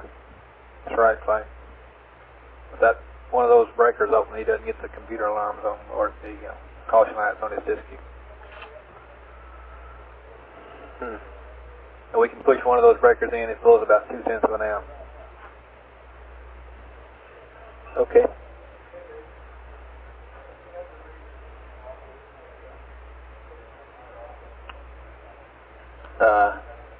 Do you understand that, Capcom?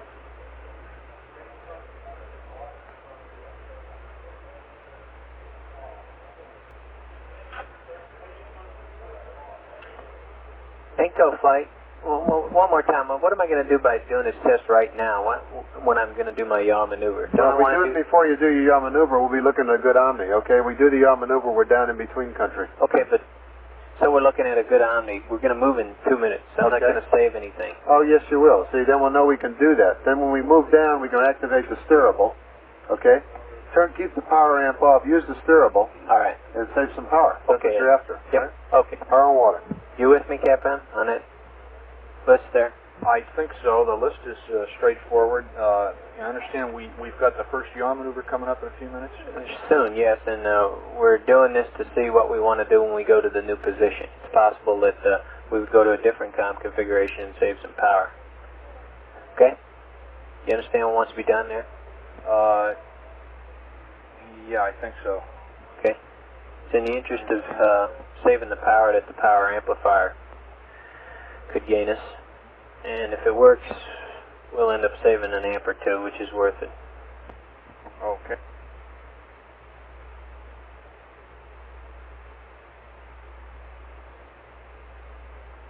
Aquarius, Houston.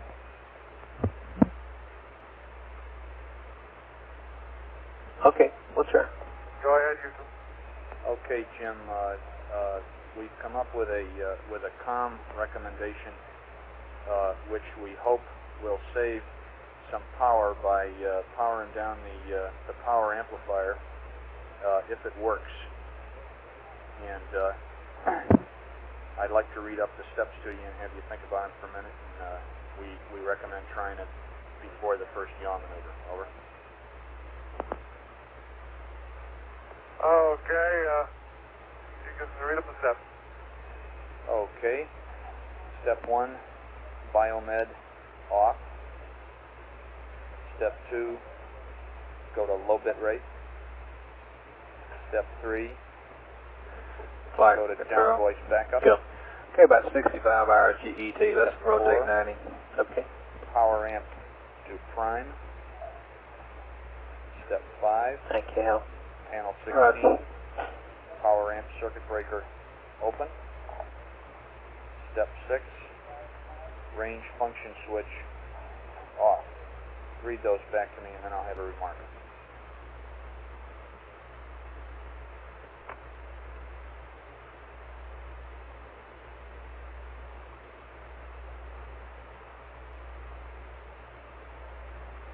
Okay, it's biomed off, low bit rate, down voice backup, power amp to prime, circuit breakers, panel 16, power amp circuit breaker open, range function switch off. Okay, and the note says that you should be able to hear us. If we can't hear you in a couple minutes, you should close the power amp circuit breaker on panel 16. And we expect to save an amp or more on this. It should work in the present attitude. When we go to the new yaw attitude, we're thinking about powering up the steerable, leaving the power amp off, and if we can get good comm in that mode, we'll still save some power. So if you concur, why don't you go ahead?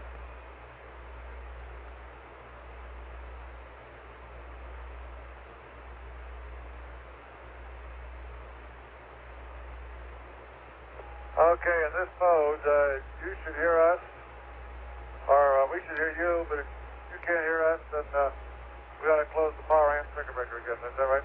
That's affirmed. We'll just run a little comm check after you get done and see how we're doing.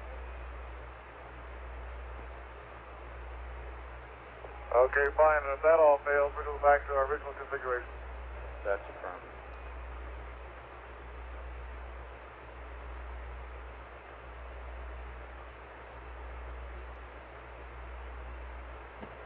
Okay, let me run it through the mill.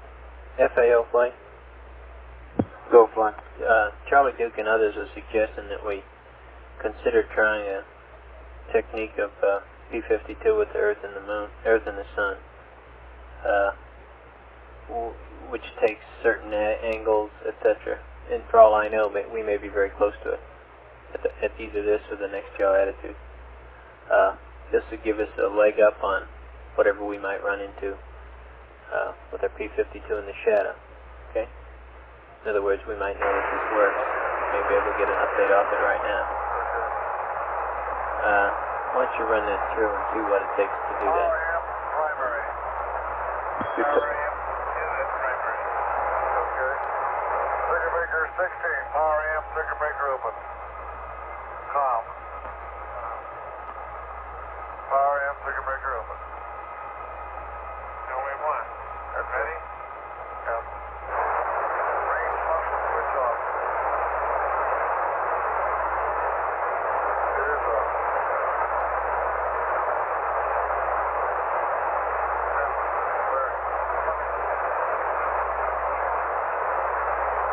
Yeah, it's off. Is it?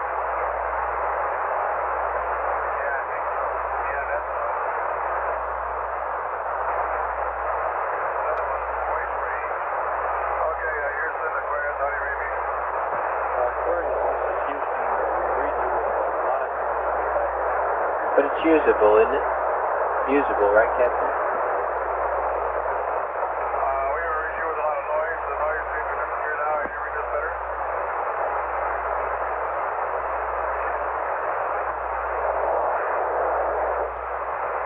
I didn't copy your last remark, Jim. I heard that you had a lot of noise in the background also.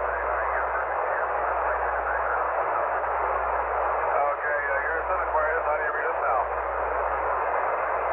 Just the same, Jim. You're readable, but it's very noisy. Capcom, is it usable? And it ought to be better when we go on the high gain. Ought it? Alright. Okay, we can still read you. Do you want us to remain in this configuration? Yeah, let's leave it there for a while. Quiet, Tommy. Stay there for the next minute or two anyway, Jim, while we evaluate it. Tell me, Clyde. Yeah, it's about a 25 amp average. Okay, I can stand a little noise in my ears for 2 amps. For 1. Capcom, I'm sure you can, can't you, Joe? I think Jim's reading us all right when you talk to him. Looks great to us, Mike.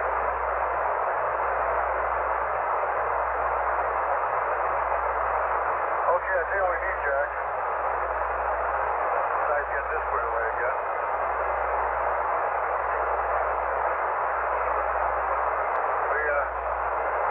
We need to get some push to right procedures here. Some signs and procedures, the whole works before we get all followed up here. Yep, okay. We can get something.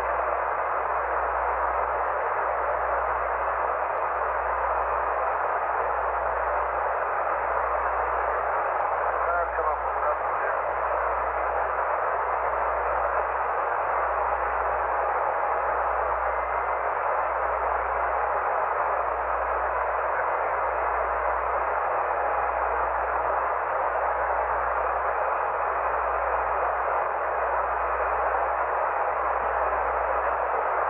Okay,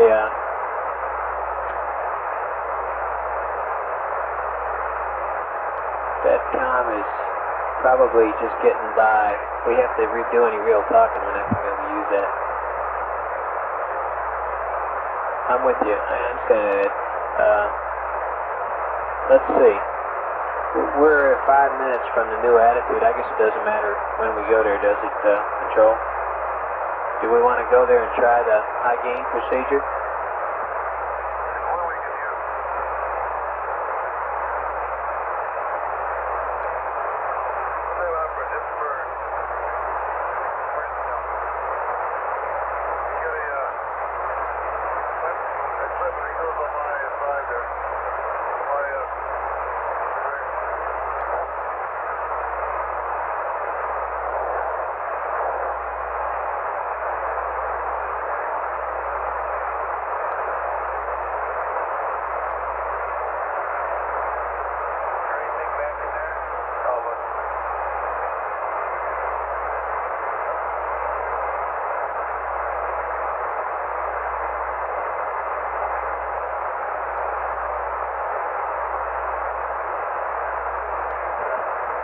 GNC flight. Go ahead, Mike. When do we have to push that circuit breaker in for you? Do you know? Is there any way to estimate? The reason I ask is it's a long procedure, requires getting out a big drawing and flashlight, and I don't know. When would you like to have it pushed in, or can't you answer that question? Well, as soon as possible, Mike. Yeah. And as soon as we can do it, procedure, as soon as we can do it. Say again? As soon as we can do it. Right. Because the longer we wait, the lower the temperature is getting on the platform.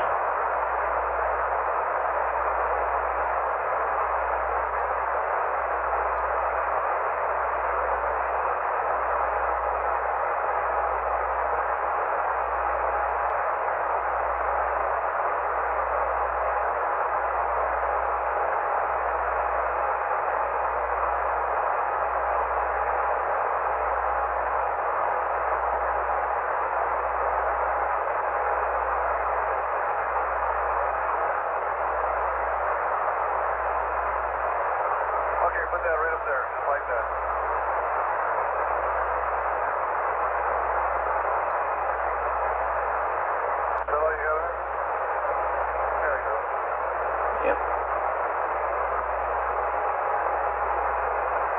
Okay, Control, Inco, Capcom. It's probably time to go to the new attitude of, if you got instructions, what do you want us to do? Yeah, all he has to do. I was, Control, we just yaw you 90, right?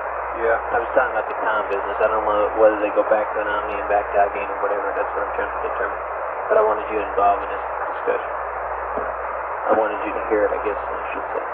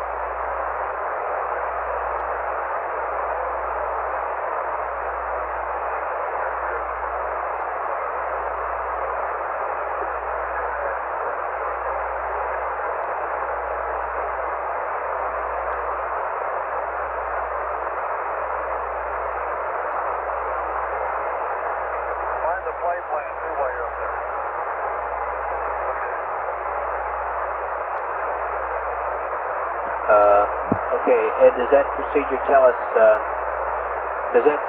when to do that relative to the yaw maneuver?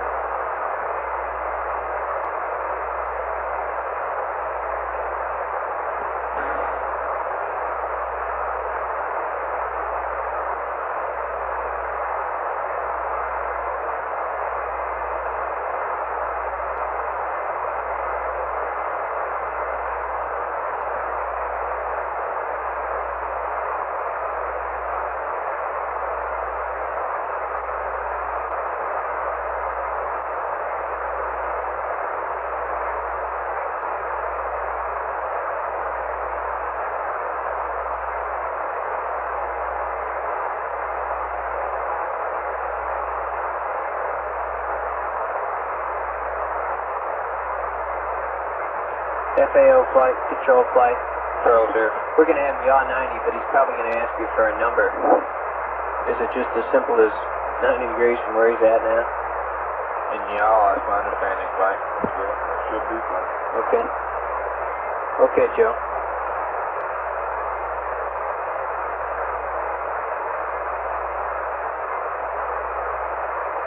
Control flight. Go ahead.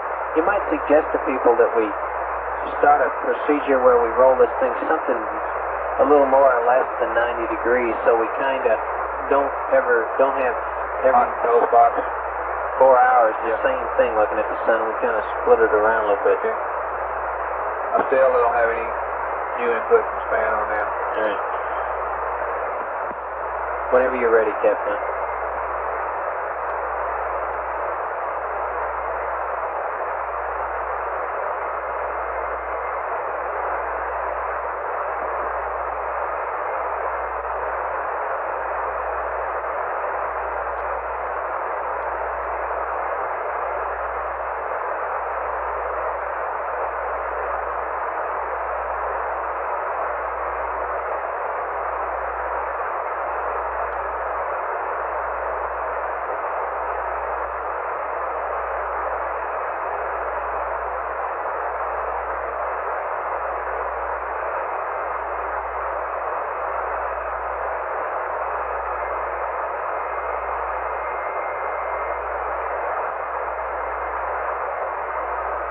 Capcom flight. Before you work that CSM umbilical thing, how about the, we got a yaw 90 now and try to high gain. Okay.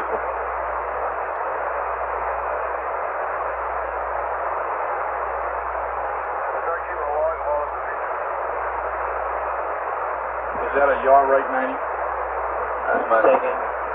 A yaw right 90, is that alright, Chance? It's okay with control. Yeah. FAO okay? Yaw right? I don't think it matters, does it? Is that what we're expecting, a yaw rate? That's what I was expecting. Is that what Dinko is expecting with this procedure, is a yaw right? Aquarius, Houston, over. Dinko flight, were you expecting a yaw right? Roger flight. Go ahead, Houston.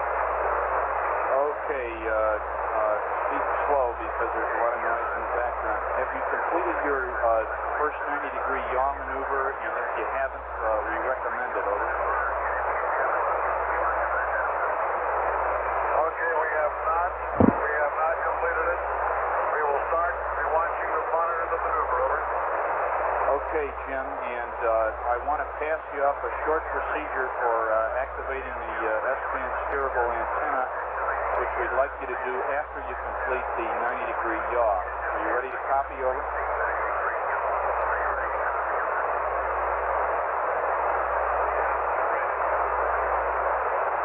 Ready to copy. Okay, first on panel 11, close the S-band antenna circuit breaker. Then go to activation, page 28, steerable antenna activation, and complete steps 2, 3, and 4 of activation 28. You'll have to do a VERF 64 to get the pitch and yaw angles. And the last step is on panel 16, S-band antenna heater circuit breaker to close. Over.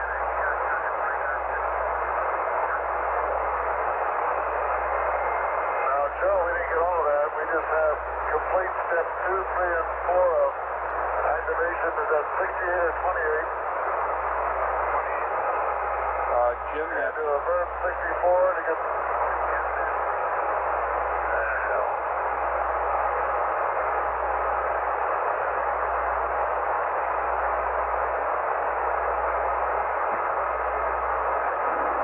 We don't have it on.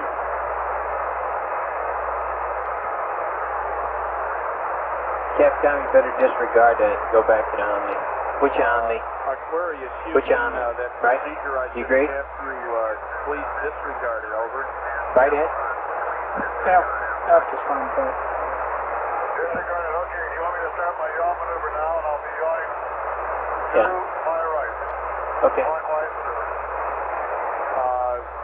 Roger, right yaw is acceptable, but wait 1 before you start the maneuver.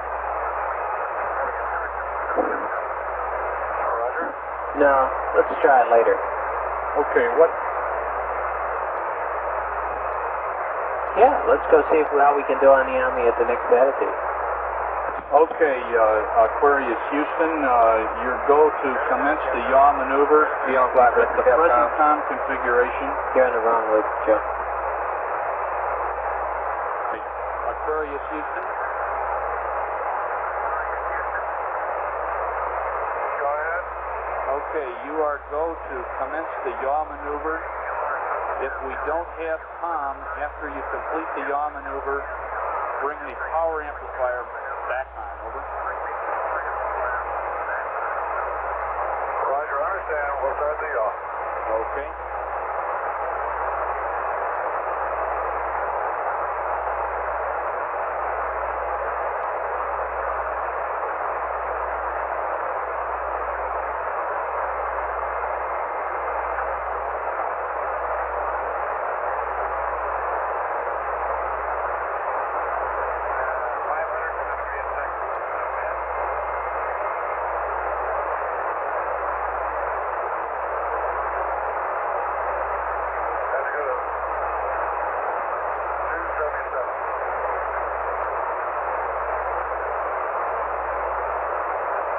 Tell me you fly.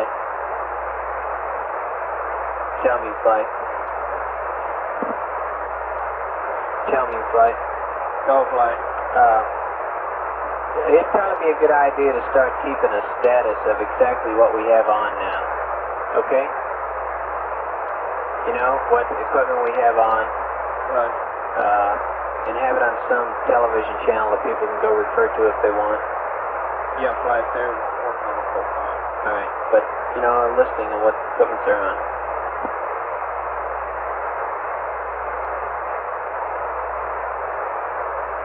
Okay,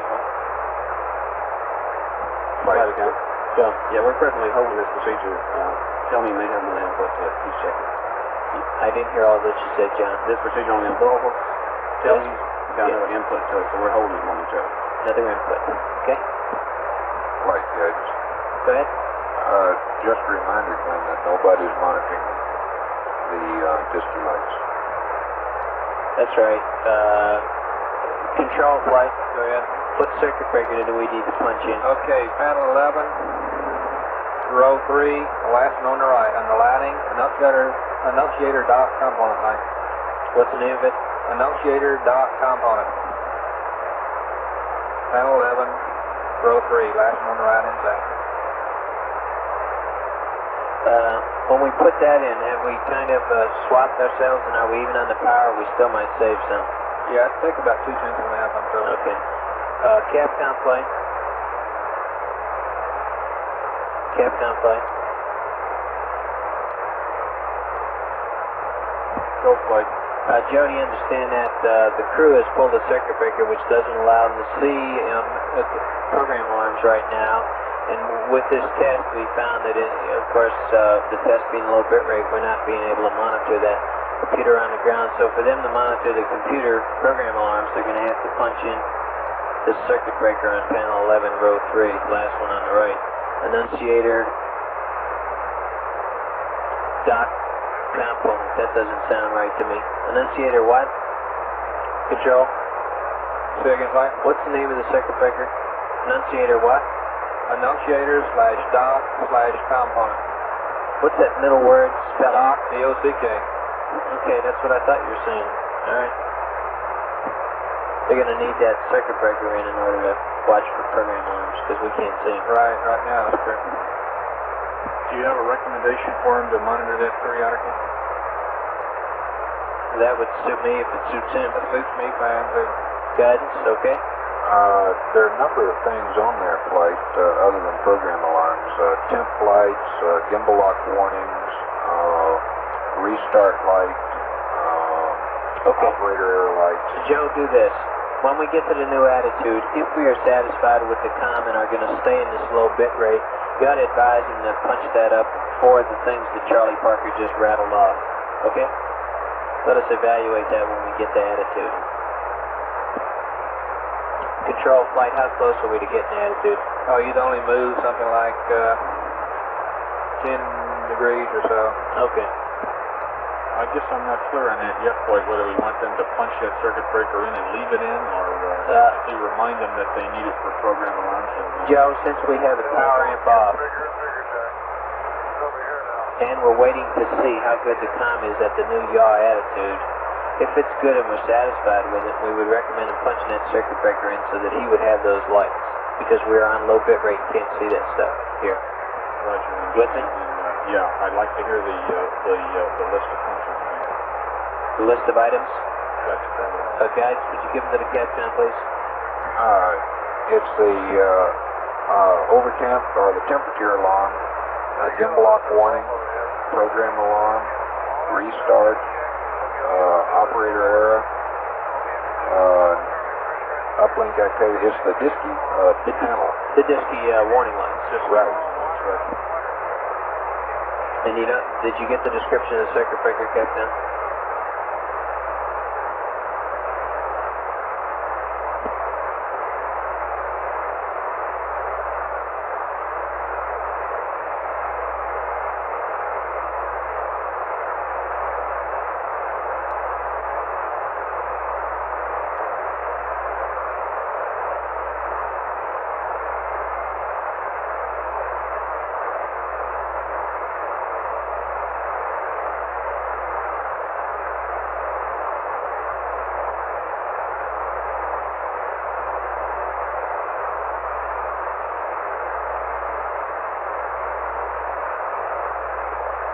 down you. Good. Good. Okay, I guess to transfer this CSM power from the left power, we're going to have to turn on the asset batteries and precondition, so we better do that now. Oh, boy. This gets longer and longer, doesn't it?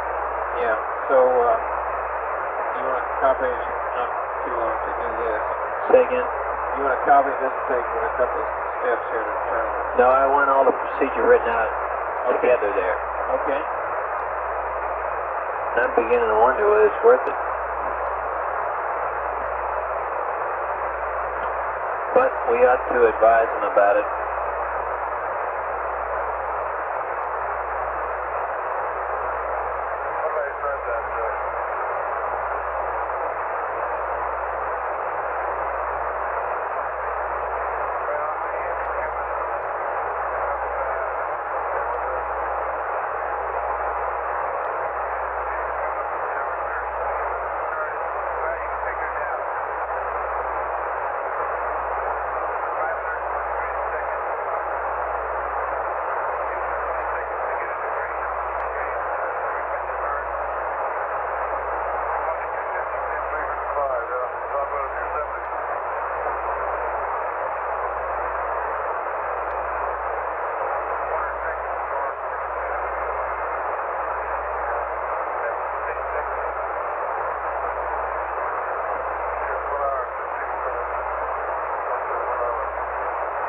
Control, are we to attitude yet?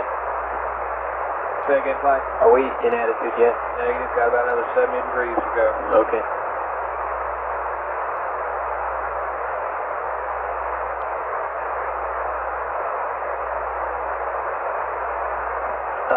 John, Young?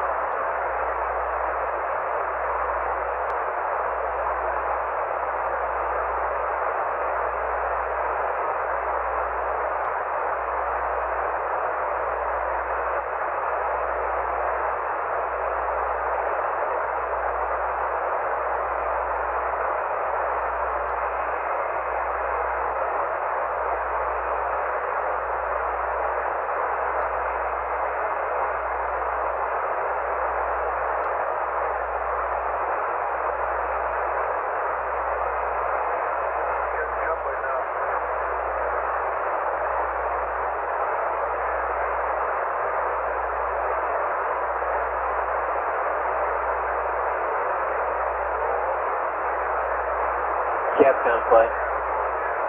Capcom play.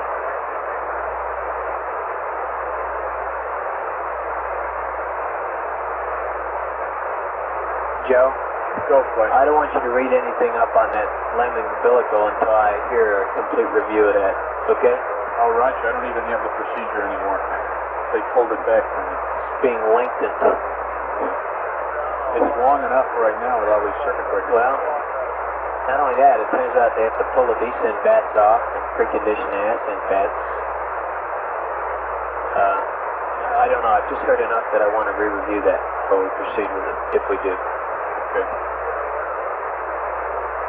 No problem with the iris. No problem with the iris. You got an attitude reference. That's one step.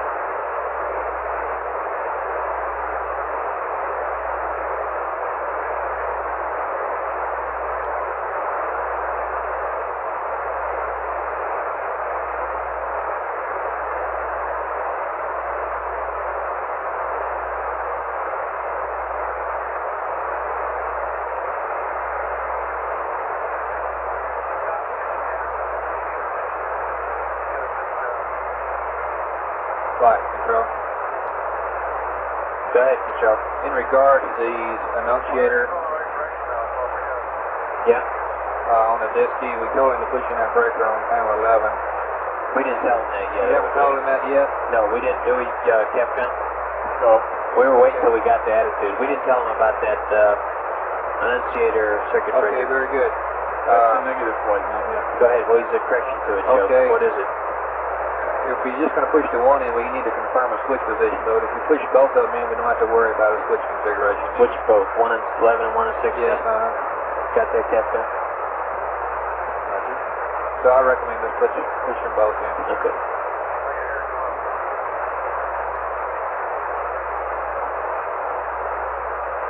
When?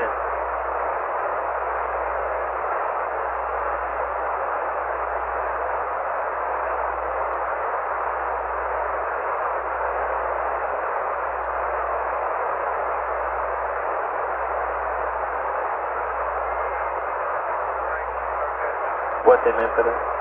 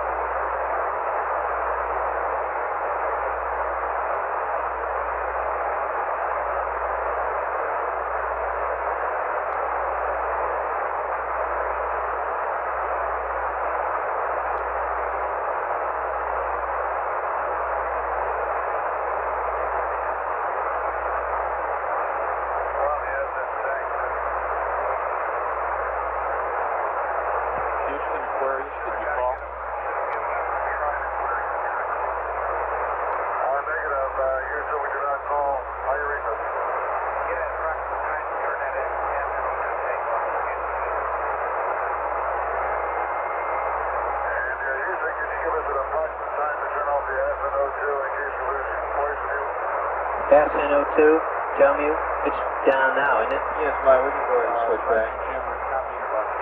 Switch back to descent. He can go back to descent 02, Capcom. Let's do that. Say again, Dwight. His question was, can he go back to descent 02, and the answer is yes.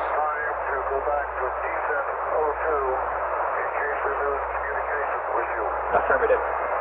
Go back. Jim Houston, that's affirmative. You may go back to descent 02.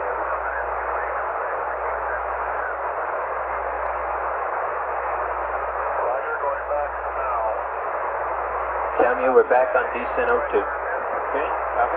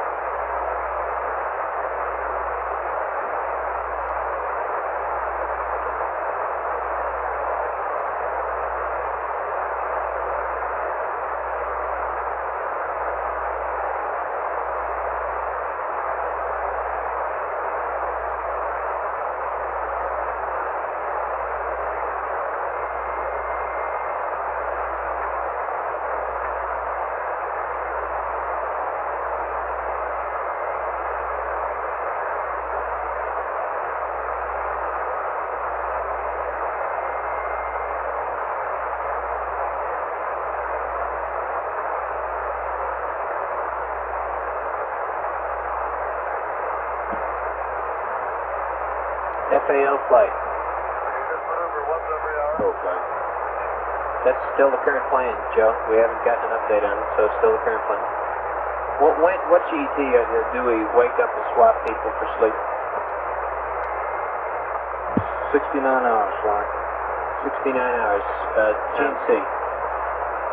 It is beginning to look like we are not going to be able to get this whole thing done without having all 3 people up. That's the 69 hours. Would you find out, if you can, if people think that would save the pit visit? And please don't be, don't let them be too arbitrary about it, because I don't want to spend the power on them if it ain't going to do any good.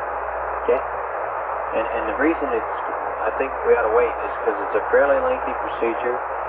It involves battery work in the LAM, command module configuration work, and I think we had a thread and jack up for it, which puts it at about 69 hours. So, find out. If that's not going to save them, let's just not worry about it. We have to go through this procedure anyway at some point, though, just to have available to lend power to the CSM for whatever purpose. For example, optics tomorrow, if we want to check the unpipe. Okay, Dwight, this GNC, I don't see any problem going to 69 hours if we wait this long already anyway. Say again? And I don't believe there's anybody going to tell you that we're going to get down to that 40 degrees. Okay, well, would you work it out like a, a reasonably firm answer that that's the case? Okay. Because if it isn't, there's no sense keeping them. And if we get a good chance of getting them, and we have to go through all this anyway, okay, we'll probably spend the end.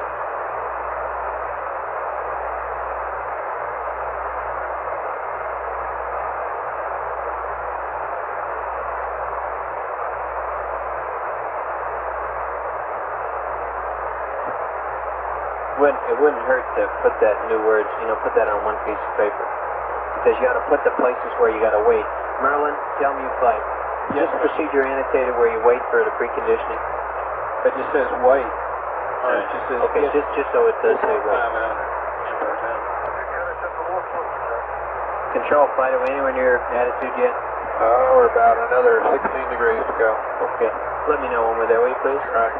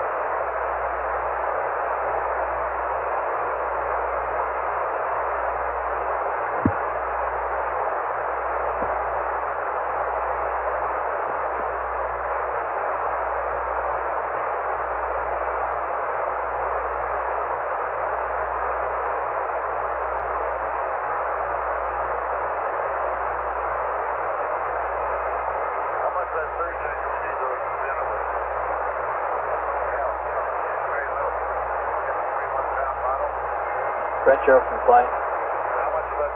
Go ahead, Flight. Tom, I know you tried to talk to me off and on.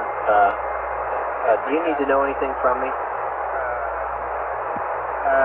Not in particular. We've just been working up the different plans of either jettisoning or keeping the Assume it'll go either way, okay? Okay. We have got some plans here. Good. I'll review them with you here in a little while as soon as some more notes pulled together. Gotcha.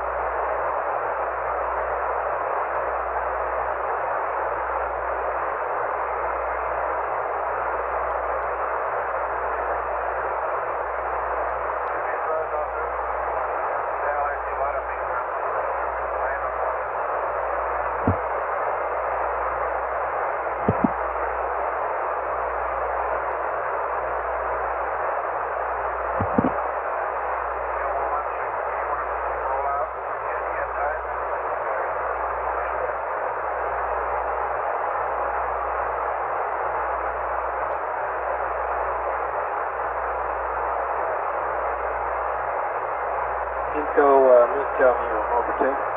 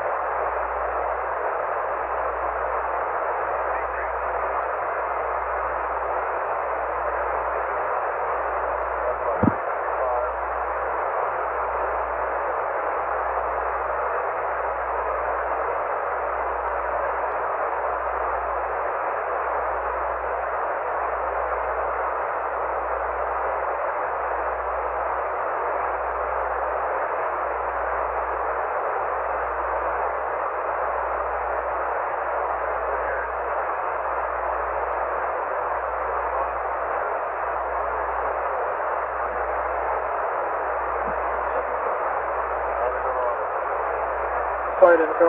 Yeah. We'd like to try one more thing on com. We think we can improve the voice. Okay. It's the, we want to go to normal voice in the LAM. Function switch to voice. So we do that now. Yes. Function switch to voice, and you think that'll improve it? Yes. And if we don't, if it doesn't improve it, then we'll go back to down voice backup. Okay. Black Pro, we are phase 3 on. Okay. Capcom, have him go function switch to voice. Copy the angles. How are you receiving the voice now?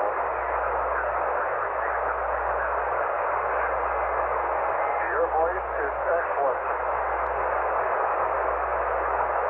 Okay, real good. You are clear. We still have a lot of noise, but if you talk slow, I think we can manage. Capcom, they want to try to function switch to voice to improve the noise.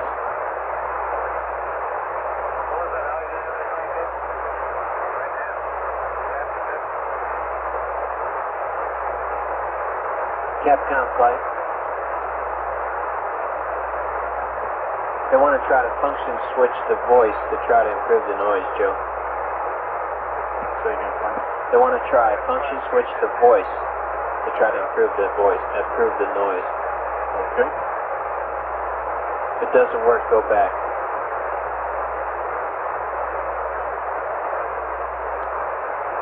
Aquarius, Houston.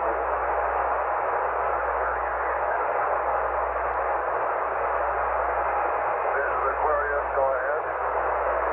Roger, Jim. To try to improve our comm down here, we'd like to try going function switch from down voice back up to voice. Over.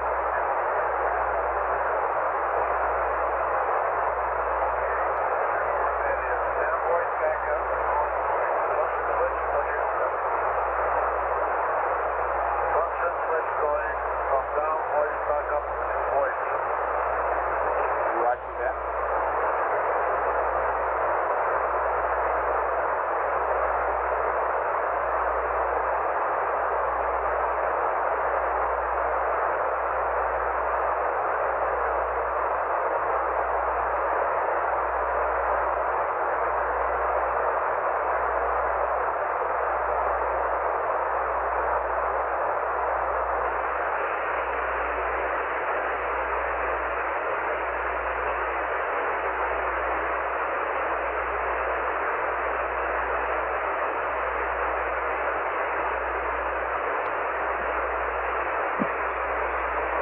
Flight info. Go ahead. Let's do a voice check now. Say again. Let's do a voice check now and see if we can improve the range. Capcom, you want to try it now and see if it's any better?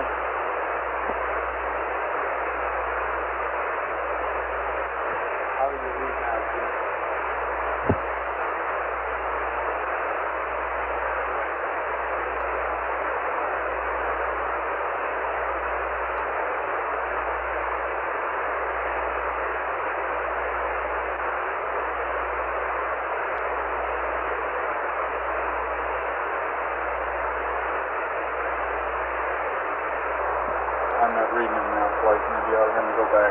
Yeah, you better go back, don't you think, Hanko? Let's do it one more time, so have them give us a count. Capcom, see if you can get them to give us a count. Aquarius Houston, request a short count, over.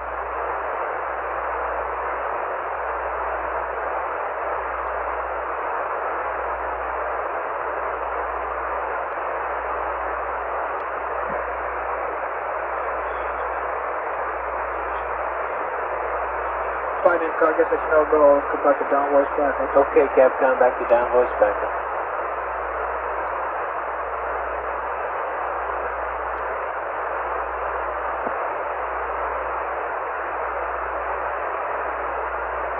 Back to down voice back up. Aquarius Houston, we're not reading you at all. Request you go back to down voice back up.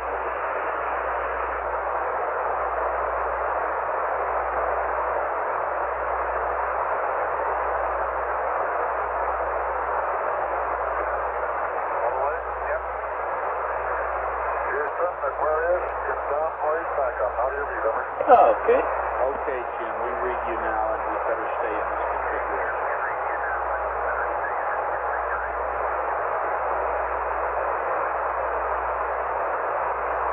Okay, flight captain, you want me to give them those things, circuit breakers now? Yes, and explain that we're on low bit rating and cannot monitor them, and he ought to have those 2 circuit breakers in that, have that protection. Roger that. And anytime he wants to get clear, he can push in that power amplifier, right?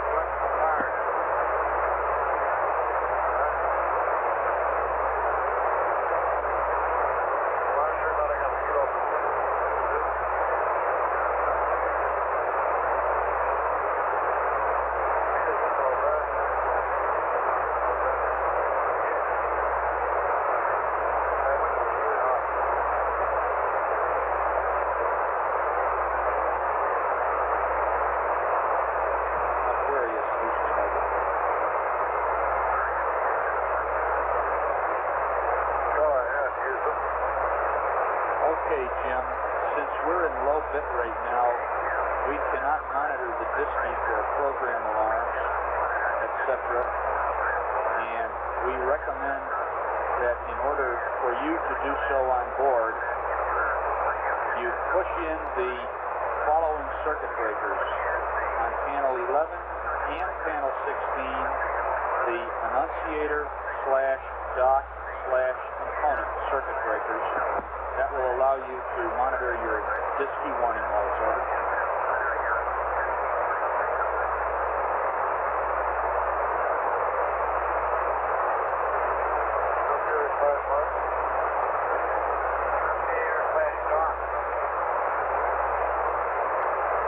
Roger, Houston, would you say one more time the circuit breaker? Okay, Jim. The circuit breakers are the annunciator / dock / component circuit breakers on panel 11, third row, far right under lighting, and on panel 16, also under lighting, second row, third from the left, over.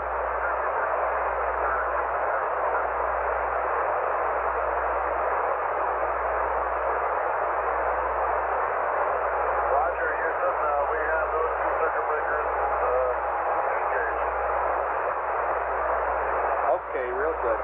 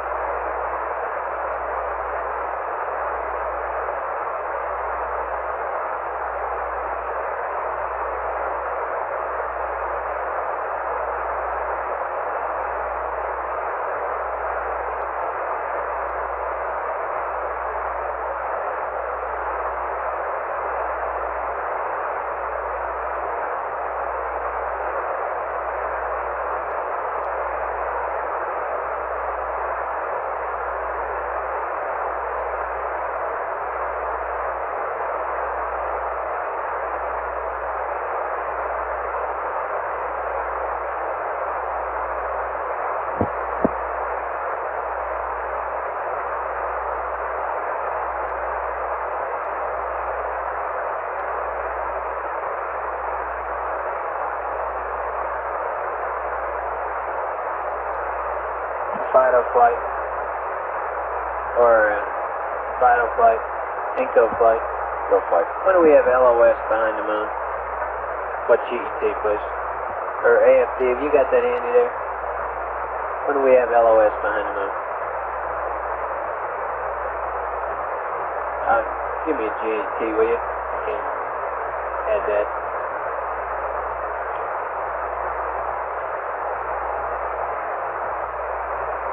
Looks like about 7710 flight.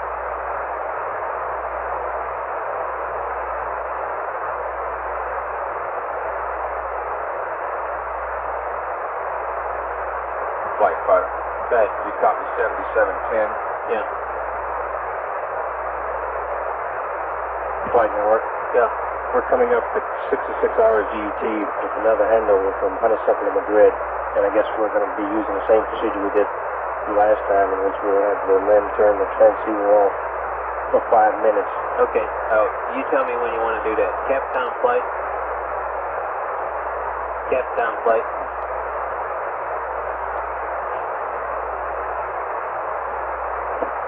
Flight Capcom?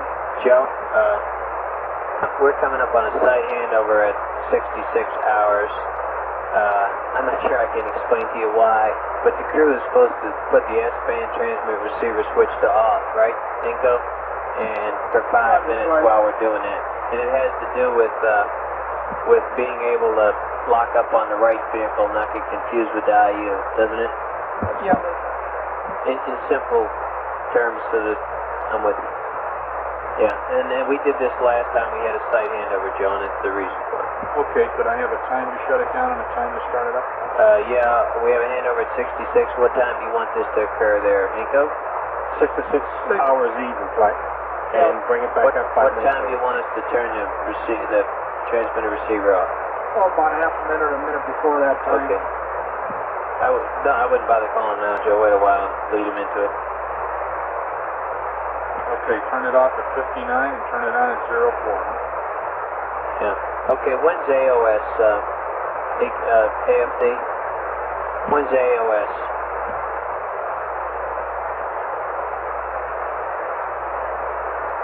It's probably 30 minutes. Flight network. Call flight. Network. We would like that transceiver turned off exactly at 66 hours even, and back up at 66 hours and 5 minutes even. We will oblige you. Got that, Captain? Copy that, flight.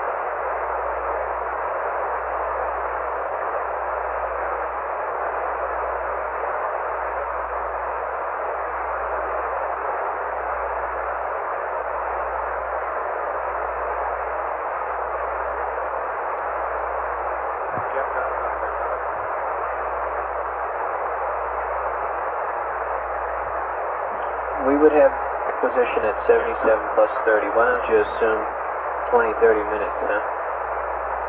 And start looking at 78 hours. Fido from flight. Go ahead, flight. I would like you guys down there to have a PC plus 3, standing by also, okay? Or PC plus 2.5 or PC plus 3, whatever you can get. Roger that, flight. And guidance flight. Cool flight. Look, we've been up here talking about the possibility of running a P-52 against the Earth and the Sun. My concern with doing it is what all we got going on. I have to do some powering up now and maneuvering, etc. to do it. I don't have any indication that my P-52 isn't going to work out just fine. In which case I would propose that we just plan to do the P-52 in the shadow as we are planning. We see, by the way, we ought to know, we see most of that before LOS. And then when he comes out after AOS, he's 2 hours prior to the normal PC plus 2, and I'd like to have a PC plus 3 standing by. In case we had trouble with the P-52, we could try this procedure. We'd have all the numbers standing by, etc. You comprende? So, what, the Earth and the Moon? Stand by. Earth and the Sun? Stand by, guidance.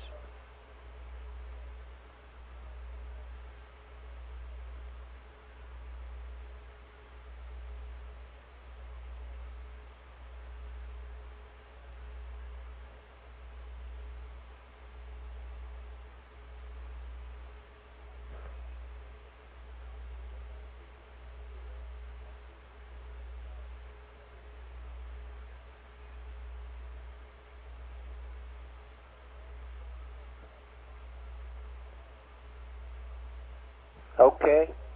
Control and tell me. Write down the procedure with minimum power expenditure to get that rendezvous radar out of the way, and any other power items to do to P-52, like, for example, the AOT lamp. Okay, and whatever else. Okay. Let's write them out for them to minimum power procedure to do to P-52 with all the steps, okay? I don't mean write out all the steps, but the preparation that has to be done, etc. Okay, fine.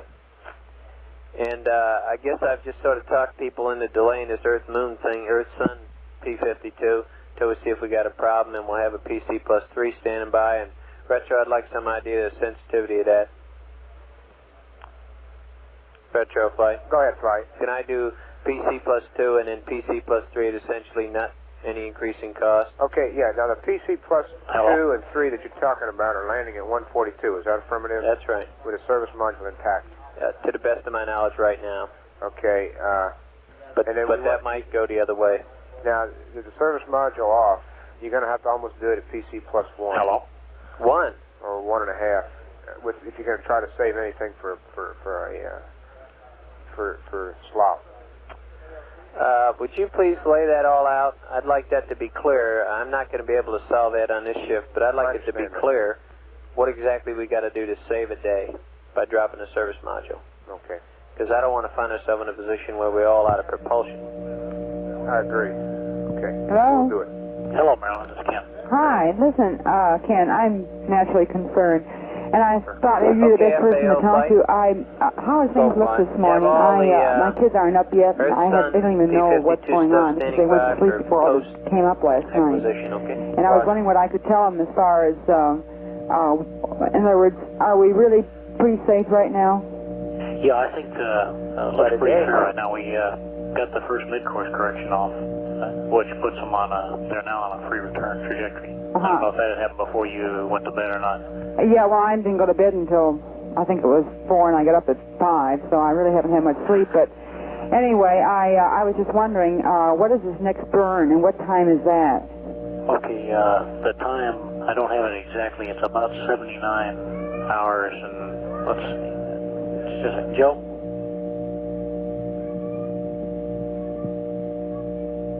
It's going to be about 79:25.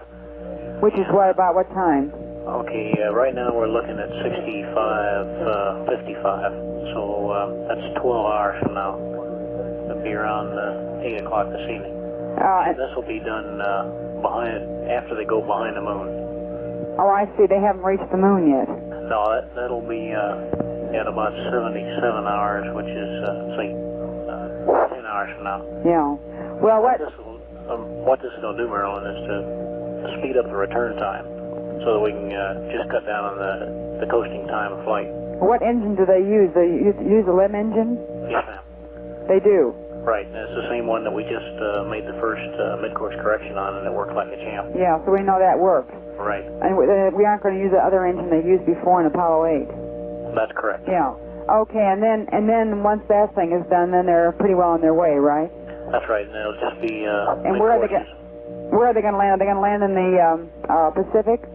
We're still looking at that. There's two choices, and going to take a look at some weather and some other factors here as they get a little further along. It's a little too early to decide which one it'll be yet. Yeah. Do they have any idea on this return when they will land, what day? Will it be Thursday or Friday?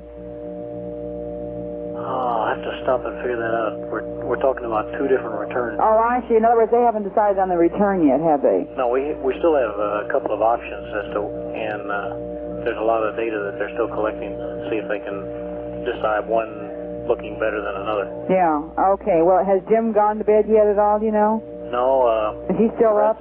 Fred's sacked out right now, and we're going to have a change of command here in a little bit, and Jim and Jack are going to sack out, and Fred will mind the store for a while. Oh, okay. Well, that makes me feel better. I think he'll get some rest.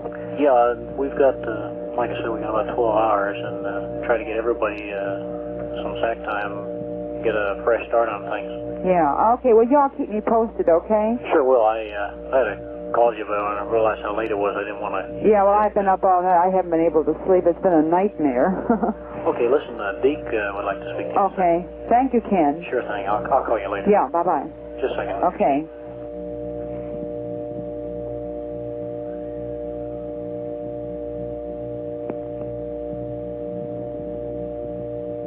Hello. Hello, Deke. What a nightmare. Well, could be a lot worse. Yeah, right. Coming along pretty well here. That's what Ken was saying, and I feel much better after I talked to him because I have an idea of what's going on. You know, you listen to TV and you just can't believe everything they say. No, that's for sure. No, I think we're in reasonably good shape here. We've got a few aces in the hole yet, and I guess Ken briefed you on a few of those. Yeah, right. He said that he'd let me know which return you all were going to decide on. When will they make the decision on which return you're going to use? Well, we've already made that one correction to go back into a free return, so if we don't do anything else at all, we're going to get back with no sweat at all. No, I mean as far as the fast return or the slow return. Yeah, but I think we're preferring to speed it up. And 2 minutes away now. One of them take about 800 foot burn here around 8 o'clock tonight. Yeah. Well, if they have the fast return, does this mean the Atlantic then? 6 hours back on at 6605. No. Okay, that's back to primary. I'll have to double check that, but I think I don't know, is that the right terminology? If the one we're on right now, if we don't take any burn, we end up in the Indian Ocean. Yeah. Under free return. But if we take the burn with the service module on, we end up in the Pacific. If we take the burn with the service module off, which is the thing we've been debating about here the last couple hours, and probably aren't going to resolve for another 5 or 6, we can make it in 24 hours shorter, but still in the Pacific. And that's the one that I'm in favor of personally, but we've got to make darn sure we aren't buying some thermal problems here in the process. Yeah, right. Okay, well, my confidence is in all of you guys. You know it is. Yeah. So I'll just hold off and wait till I hear from you all. Just keep me posted, okay? Yeah. Okay, well, thanks, you. Thanks. I can't even talk. I've had an hour's sleep. Thank you very much, Steve. Listen, let me tell you what their schedule is here, because you might want to get some more sleep here today. You probably ought to. Fred's sleeping right now. We're going to wake him up about, it'd be 10 o'clock local time. And then we're going to put Jim and Jack to sleep at 11 for about 6 hours. Okay. So they'll be getting around 6 hours sleep. Okay. And let's see. Well, okay, then they stay up for, I can't extrapolate this thing, 76, and I think another 14 hours, about 14, 15, 16, about another 16 hours they're up after that, and we'll put them to bed again for 8 hours. Yeah. So that's about the schedule, and we haven't worked it out too far in advance here, but at least you might as well be getting some sleep the same time they are. Yeah, I think I'll get a nap this afternoon then while Jim is sleeping. Sure. Okay, well, listen, thank you so much. You bet. Okay. Relax, things are under control. Well, great. I feel much better this morning. Thank you very much, Deke, and I'll talk to you later. Okay, bye. Bye-bye.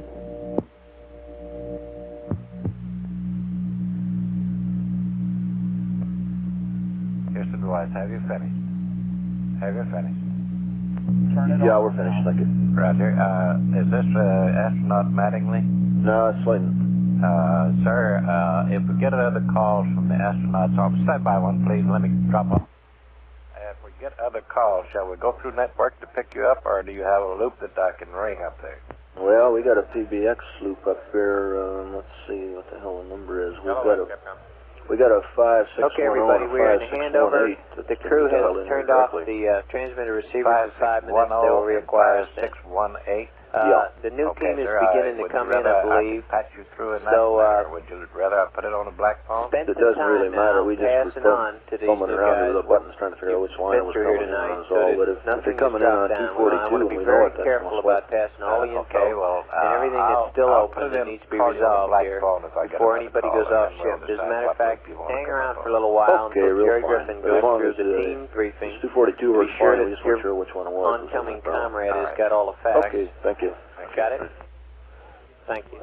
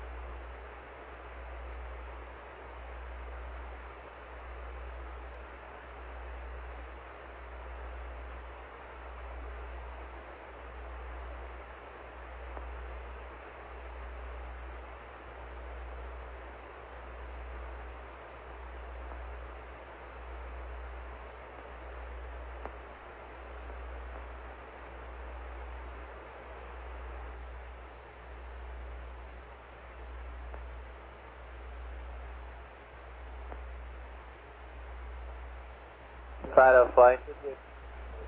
Hello. Tell me the Doppler's still confirming the confirmed maneuver, please. Roger, it's doing that. I just checked. We're 6 cycles. Okay, that's essentially trivial, right? That's affirmed. And we are confirming the confirmed maneuver. That's affirmed. Okay.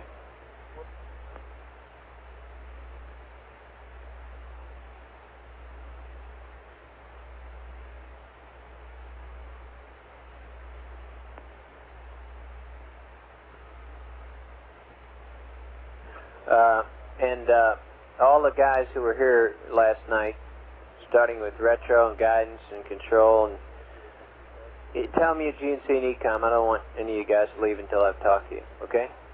Got it? Got it. ECOM coming. Thank you. Flight, was that all you want to tell those guys? Say again? I want Tom Weichel around. Get Tom Weichel to stay. He doesn't listen to loops now. Yeah, I want him to stay. I want to see him later. Okay. And I want him to put together, Tom, put together all the options that we've been over all night, will you please? Right. Like them all on one piece of paper. I know you've tried to do that for me a couple of times, and I just haven't had time. But I think I know what the main ones are. I'd like to hear what some of the others and the exact numbers are, etc. You mean including the ones associated with dropping the service module. Okay.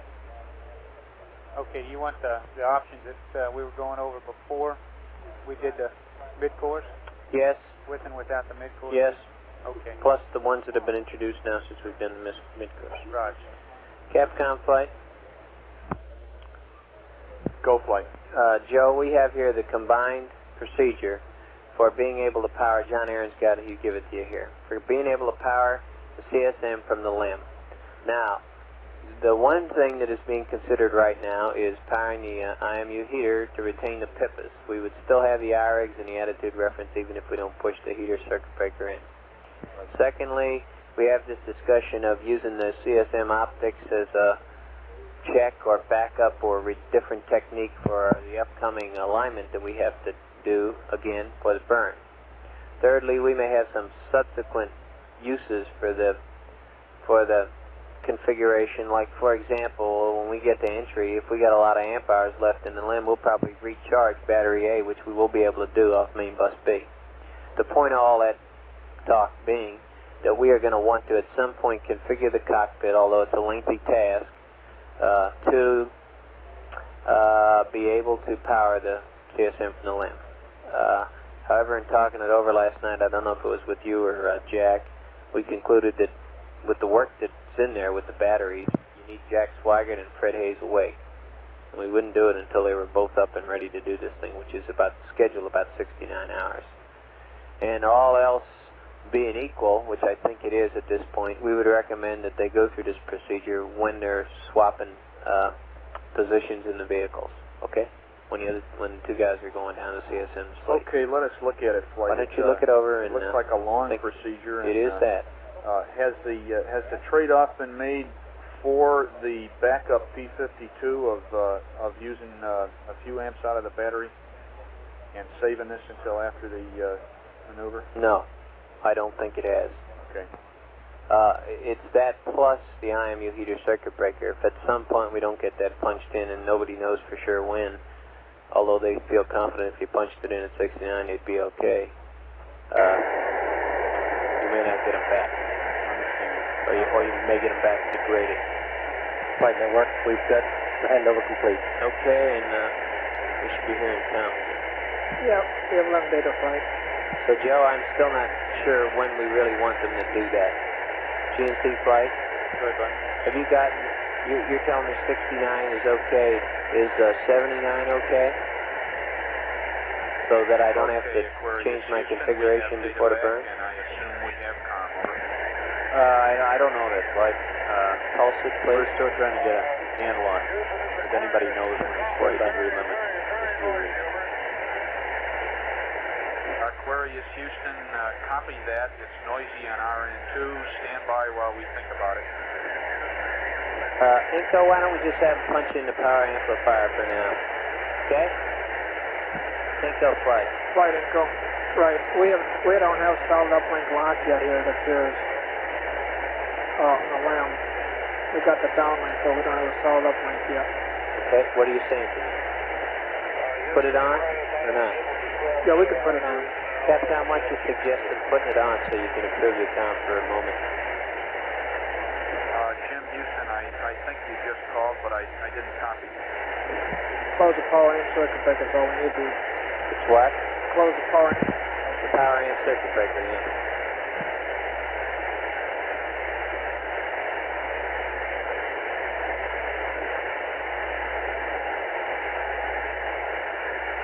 I don't know, Flight. I may have bad ears, but I'd hate to try and read them up a long time. Oh, don't do that. With this kind of comm. Well, you're not reading anything up right now anyway. I know. I'm just looking at the future. Yes, have him punch it up and just say hello and...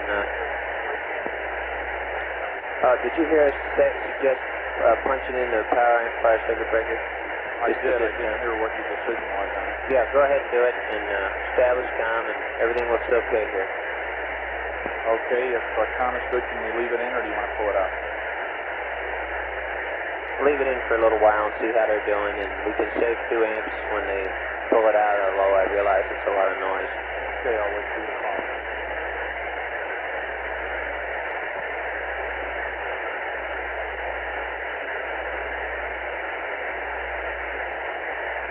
Where are you, Houston? Over.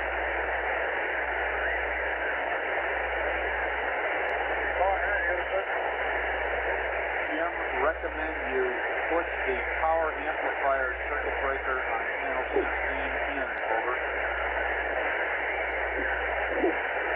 Roger, power amplifier circuit breaker panel 16 going in.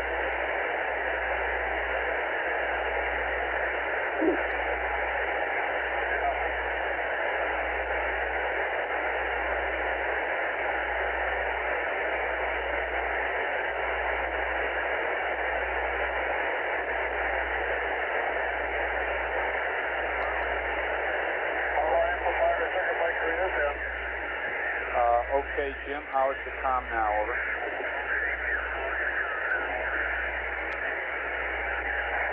A lot of background noise. Let me turn off squelch. Okay, you're quite a bit better.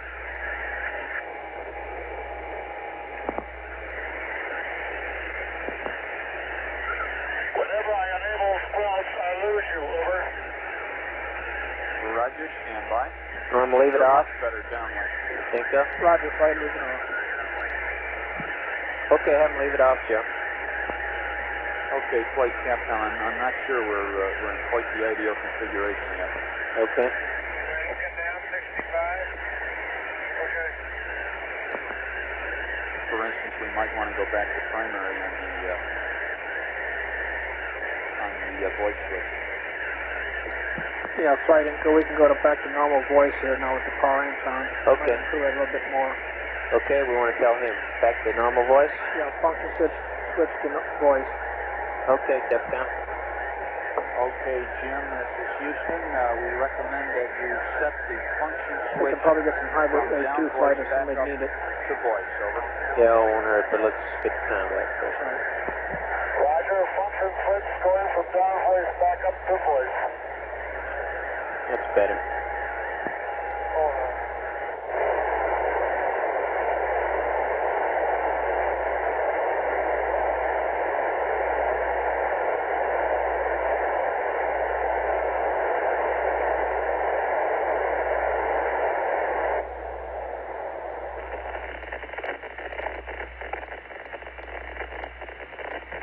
Okay, Jim, how's the comm now?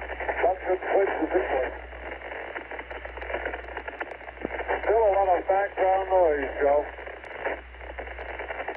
Okay, we'll look at it some more. Your comm down to us is excellent now.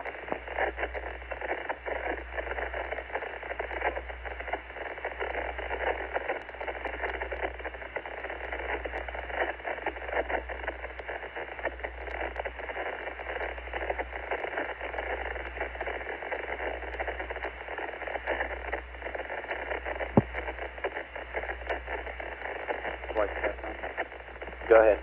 Okay, our voice is good, but Jim still has a lot of noise in the background. Understand. Inco, anything we can do to clean his up for him? Yeah, we're working on that flight. All right.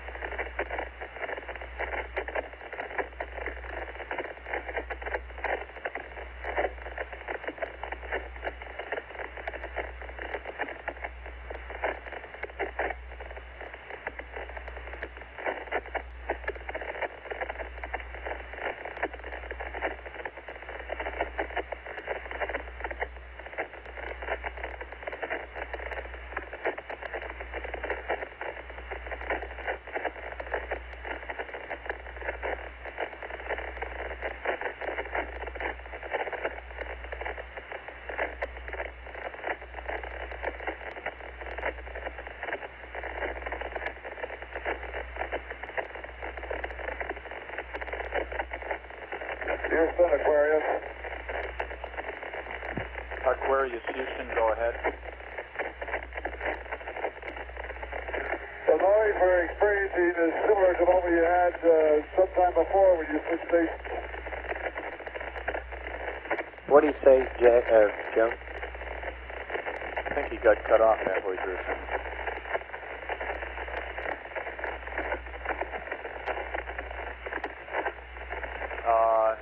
Roger, Jim.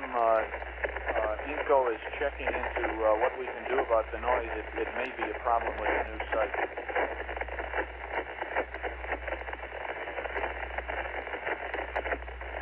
Roger.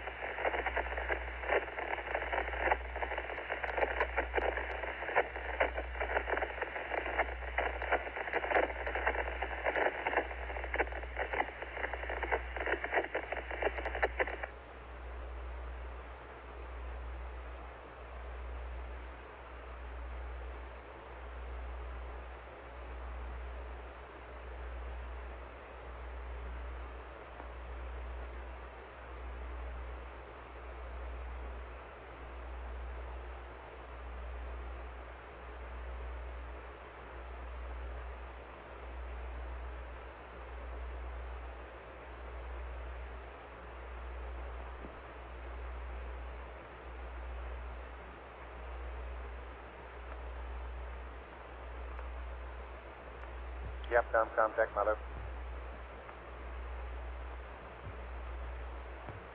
Yep, Go ahead. All right, sir. We're getting our downlink through Honeysuckle at this time, and you're still uplinking through Madrid.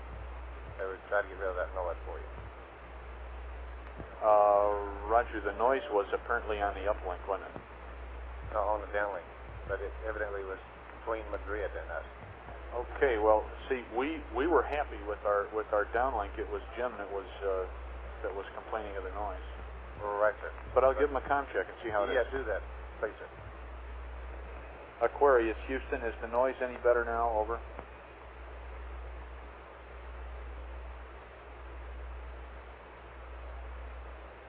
This is Aquarius, negative. Roger. Did you copy that contact? Go ahead, sir. the noise in the spacecraft has not improved at all. Right, but ours has, right? Yeah, but we don't care. We were happy the way it was. It's reception in the spacecraft that we'd like to try to improve. Yes, sir. Well, I don't think I can help you there, sir. Yeah. Okay. That maybe Inco can help you. Flight captain. Go. Just status that Jim has still got a lot of noise. I understand it. Okay.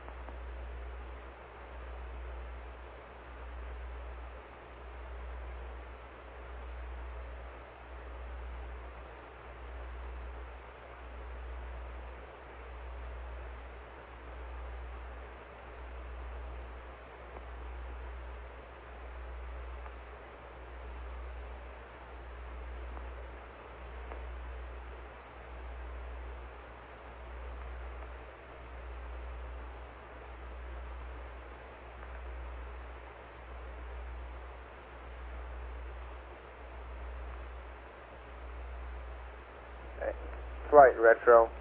Good. Let me point one thing out to you about this super fast return with dropping the service module. Yes. 1 degree of pitch on misalignment. If it's pitched up a degree, it'll cost you 40 or 50 foot per second mid-course. If it's the other way, it'll cost you almost 160 foot per second mid-course. In other words, the high-speed return is pretty sensitive to alignment. That's affirmative flight, and I don't know how, like I say, you know what the problem is with alignments. It's Yes. very sensitive. Yes. Those were kind of round numbers, Glenn, but they're close. Okay, Chuck, I copied that. Thank you. In other words, 1 degree of pitch will run you anywhere from 50 to 100 feet a second, depending on the direction it's 50 to 160. in. Excuse me. 50 to 160. Yes, sir.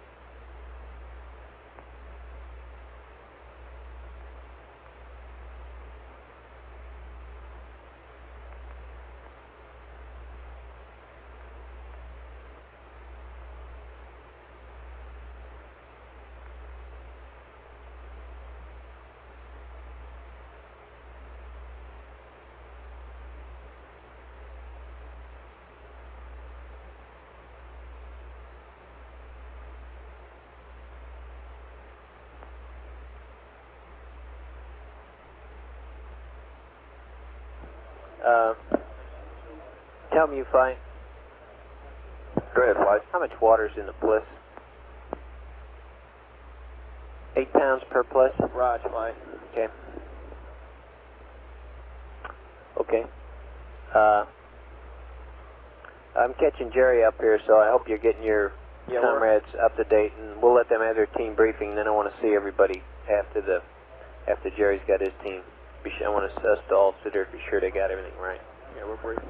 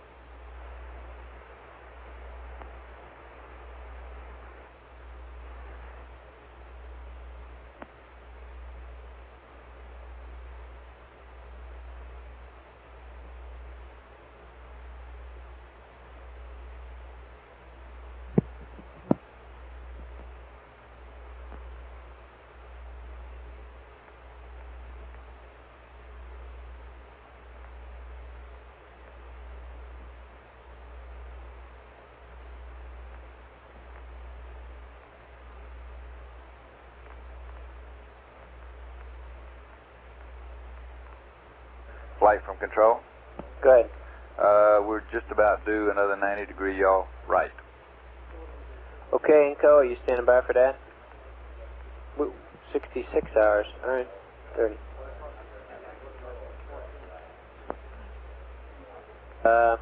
FAO and Inco. Flight Inco. Full flight. You ready to do a 90 degree yaw? Yeah, we're seeing some Roger, 20s flight. on our uplink signal strength Time. flight. That may Should be be why our problem. 177, y'all. Say again? 177. Okay.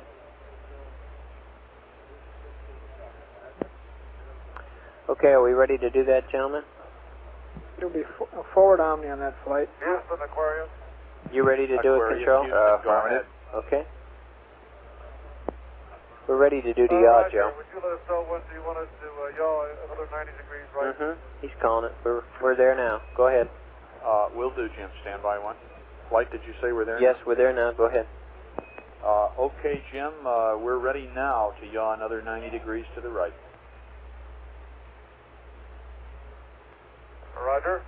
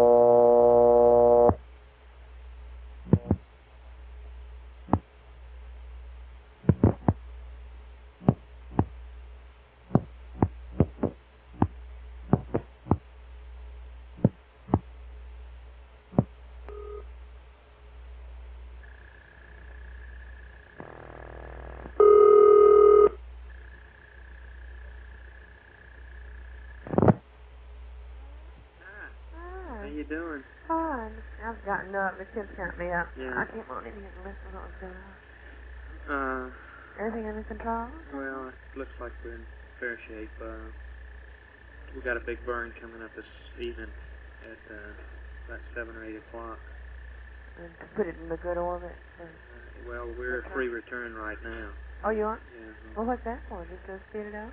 Flight network. Speed it up by 10 hours. Yeah. We're experiencing some uplink noises from Madrid as well as downlink noises. We would like to have them break their lock on the limb and try to reacquire. It should not impact anything other than we won't have voice uplink for a few minutes. Okay, Inco, would the crew hear noise? Yeah, they'll hear the noise. Capcom, tell them, Capcom flight, let them know we're going to break lock a minute to try to improve our uplink. We're seeing some fluctuation. Roger, I understand they want him to He didn't have to do anything. Right? That's He didn't have to do anything. He'll just hear some noise when we break lock, and we're trying to improve our situation. Okay. So you don't know when you're coming home? I should be coming home in a couple hours. Just a little sleep. Oh, I just thought I saw a guy. He's coming another time. Okay, it's Lone Star Cement Company in Dickinson. Okay. And it's the 534 number. I think it's 534-5235, but I'm not positive. Okay, well, Lone Star, we'll hear it from Friday. Yeah, Lone Star Cement. Okay. And just have him, due to this problem that we would like it delivered today, and we'll call him back. Yeah. Okay? All right, love. Thank you. Can you tell me anything else that's going on? Or well, they just, they're all in, they're in pretty good shape right now, power-wise. The limb, the decent engine worked fine, and it looks like on the first burn to get them free return, and they're standing watch. Two of them awake at all times, and sort of 6 on and 12 on and 6 off type thing. And they've got the consumables are... They're all in the lamp. Yeah, well, Fred, I think Fred's sleeping right now, and he's in the command module. They've got the tunnel open. Oh, they do? Yeah, That's what they're going to do the whole time? Huh? That's what they're going to do the whole way? Yeah, probably. Okay, let me go, and I'll talk to you later, okay? Okay, how you feeling? A little tired. Yeah, I bet. Yeah, we'll see you later. Okay. Bye-bye.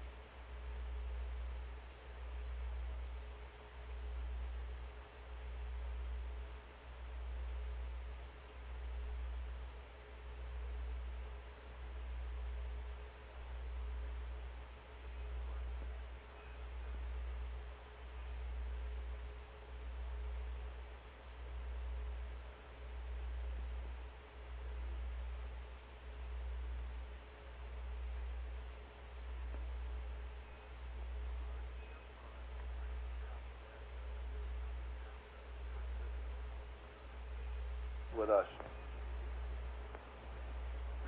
Flight from control. Good. He started his yaw right. Okay.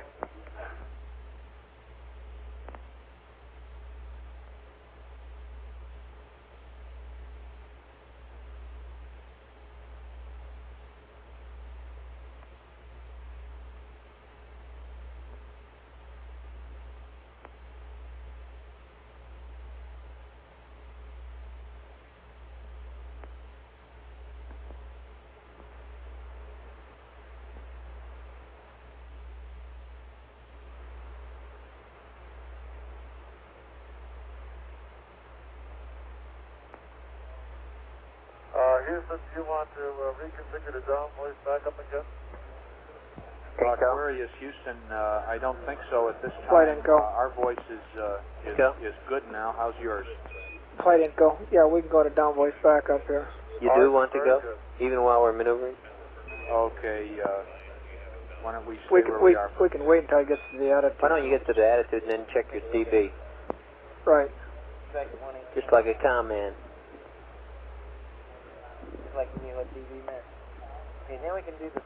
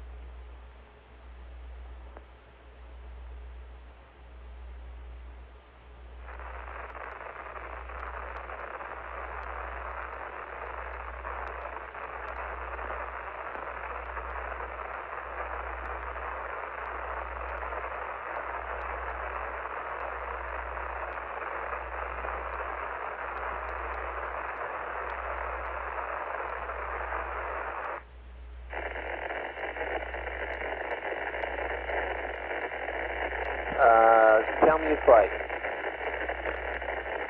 Go ahead, Flight. I sure would like to look at some plotted profiles. May I do that anyway?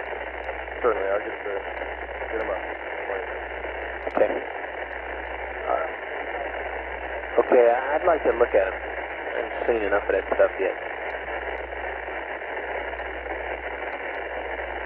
I've been getting the conclusions, but I haven't been seeing enough of the data.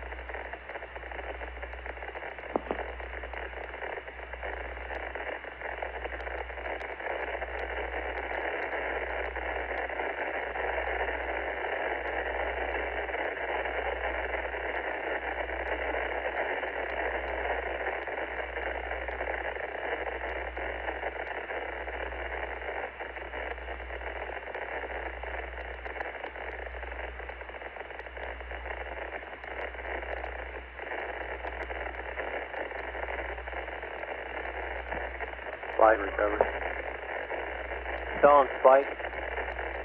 Just recovery. Just give you a quick status of what we're up to. We're moving the carrier to the west in the mid-Pacific line to cover this option of this fast return, landing 118 hours pound last time. Okay. My personal opinion at this time is we'll probably come back at 142, but that really remains to be seen. All right, 142 is well covered. Whatever. Fine. Thank you. That's what I wanted to hear. Jerry, do you want to round your team up and go through I want to get all the Go Team guys on here in the next 5 minutes, 10 minutes. So. And I want all you other guys who have been here all night to stand by and hear all this, and then I want to see you all afterwards. Okay, I gave you about 5 minutes, and then I want to see if all of us Go guys are pulled together.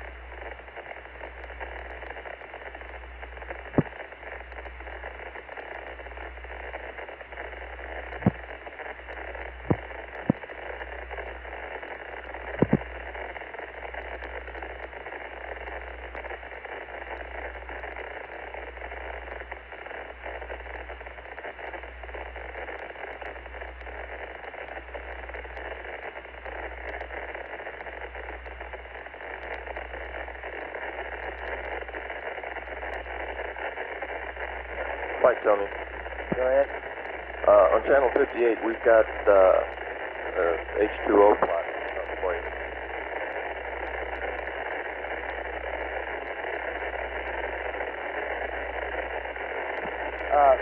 Bob, can you hold off on this one and let Glenn wants to look at it first, and I'm not taking this to back this minute. And we'll have him either go back there and go through all the consumables with you guys, or have any charts out here. Okay. He's out of the room right now. He's the one that's picking this thing. I will be, but later. Okay.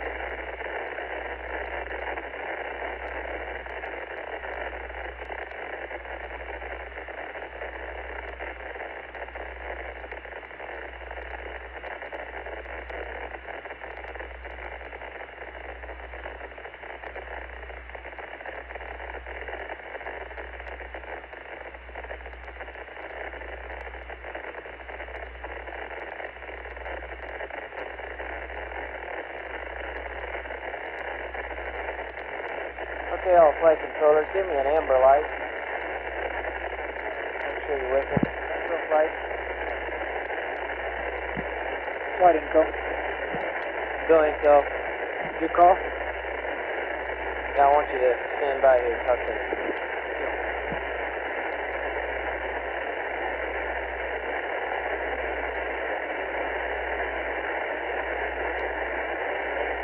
Okay, stand by just a second.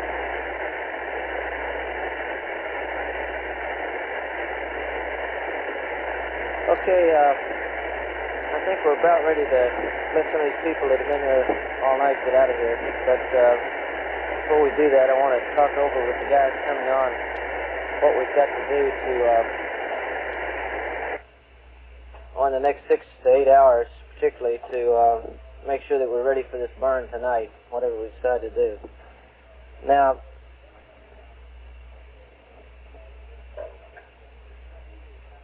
okay, let's first talk about what we've talked about in the way of maneuvers. We've talked about a super fast return, which would require a burn at PC plus 1.5 hours, approximately. It'll get us back at 118. In order to do that, we've got to dump the service module, and we're going to push the dips. In order to do that, we would push the dips up to somewhere around 300 feet per second remaining. From what I've heard, it sounds to me like that's probably not the decision that we'll make at this time, based on several things. One is the fact that this dumping the service module doesn't appear to be real good, and also we're more sensitive to misalignments over a long burn like that. We can, in making the 142-hour return, we can stand probably a pretty good misalignment and be well within some sort of mid-course capability.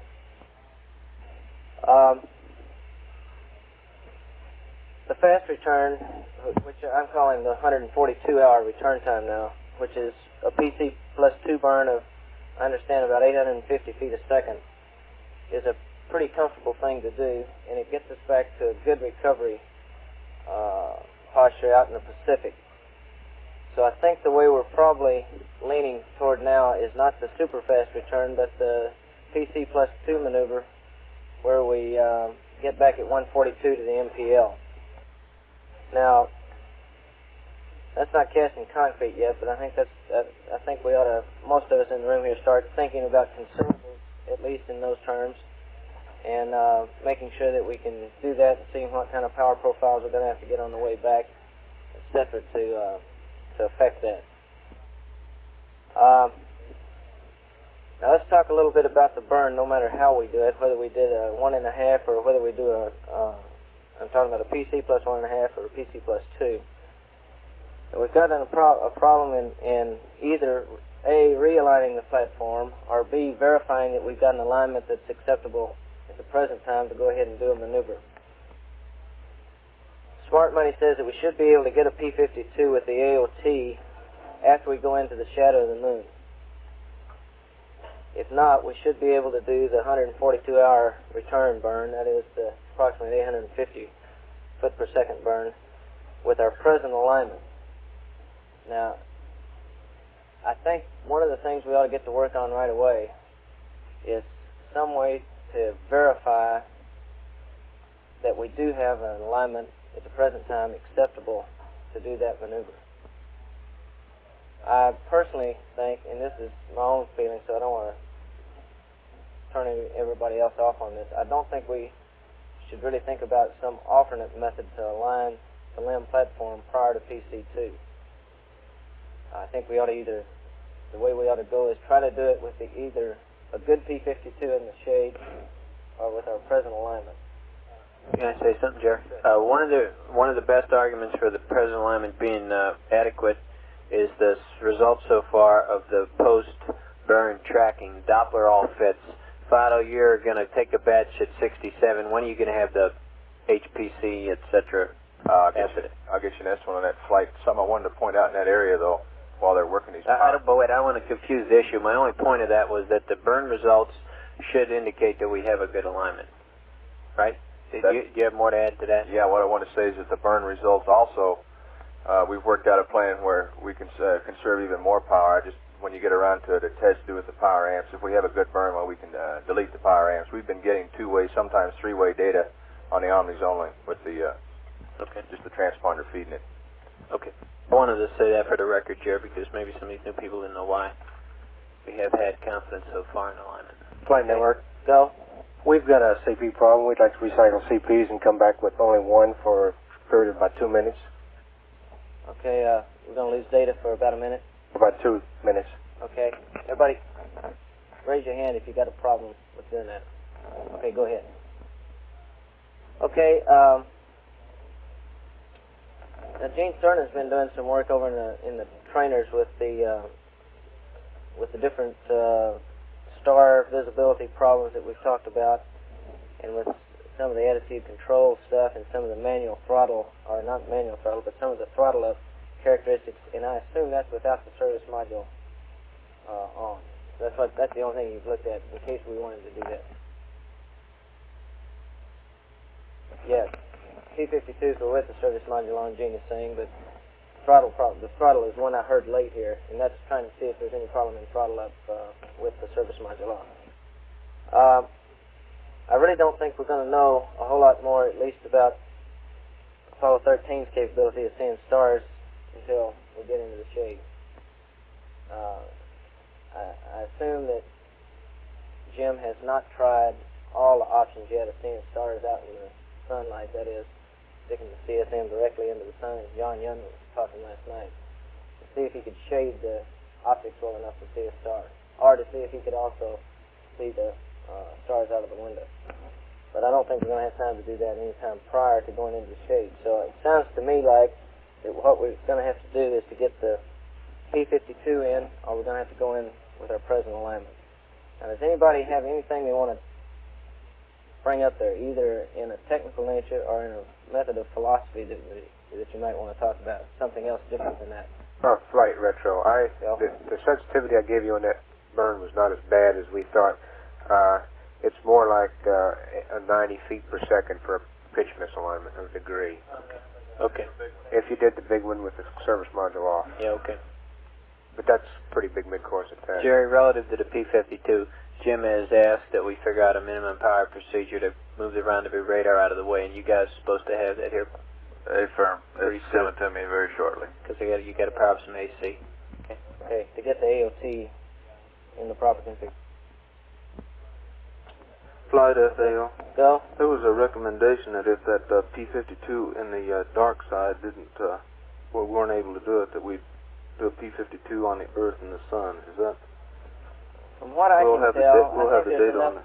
Uncertainty, at least right now. Now, maybe somebody can change this, but there's enough uncertainty in that procedure that we'd probably be better off with the alignment that we got right now. Now, that doesn't mean we should drop that option. Everybody should continue to look at that and run that one out to ground. But I don't think we want to do that right now based on what I've heard, anyway. Flight guidance. Okay, go guidance. What about the third alternative using the CSM optics? That we rule that out as not being? I think we probably should rule that out as a possibility right now, Ken, prior to the burn. After the burn and to do the mid-course, subsequent mid-courses, I think we've got time to talk about doing that. That involves quite a long procedure, I understand. It involves taking the descent bats off. Or you could do it with a battery. But I'm talking about assuming that you wanted to do it with LEM power.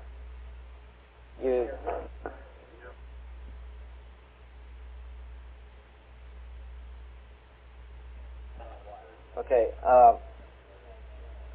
heard here though, have you seriously considered doing that prior to PC+2?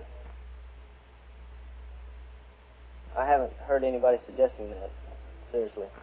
Well, I guess it really depends on what they get into with P-52. Okay, Jared, let me say what I mean. If you had him in burn attitude, for example, these guys may be able to tell you a shaft and a trunnion and a star, and he could zap it up to the shaft and trunnion and check the star. That's affirmative flight, and it might be something fairly simple that you could do as a check. Okay, as a check is one thing, but I think Ken's talking about using it as an alignment technique. Yes, that was the other technique that would require. That's another part of the question. We got about how much shade time here? 40 minutes? Yes. Once again here, I have the feeling we'd be better off if we can't get the AOT alignment, maybe to use that procedure to check the alignment, but not to try to realign. That's not based on any science, that's my feeling on it. But I think we ought to continue to run that technique to ground primarily prior to the burn to check the attitude as opposed to realigning. Looks like we have It looks like we're going to have to get time to try to get a good AOT alignment there, that you may be shoving them up pretty close to the end of darkness anyway. To get into this other thing, you can probably get about half done. That's what I'm afraid of. Right now we're showing approximately 30 minutes of shadow time to watch the 52, so should be before LOS. Flight from control. On that, we looked at Go ahead, control. Okay, on that we looked ahead at the RCS, and it looks like if we had to do 2 P-52s, we'd be, and it's pretty early to tell, but it looks like about 12% margin at limb jettison. And if we had to do 3, we'd be negative margin. Okay. Okay,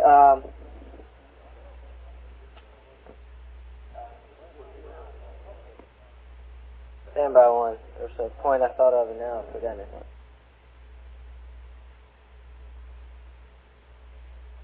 Well, I can't remember what it was right now. let's go ahead and go a little further.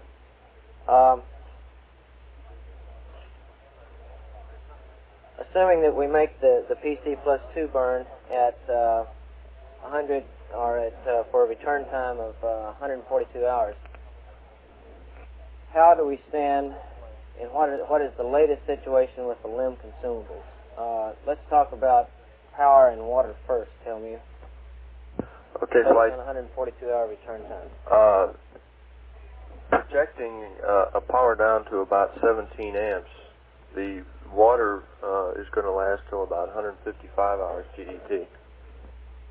And we're working right now on the latest EPS. I'll have some word on that in a few minutes. That doesn't assume using any plus water, does it? That's just negative. That's strictly LEM water. Yeah, Flat, tell me. Go ahead. Now, you understand you can't use that plus water in the LEM ECS loop. No, I don't. There's no way to get that water in the LEM ECS loop. When did that occur? There's been a faction of people off looking at that said it was possible. That's not what engineering said. They said you could do it. Okay, we'll check it. I think there's a bunch of people already checking it, Marla. At 17 amps, what's the water rate, pounds per hour? Usage?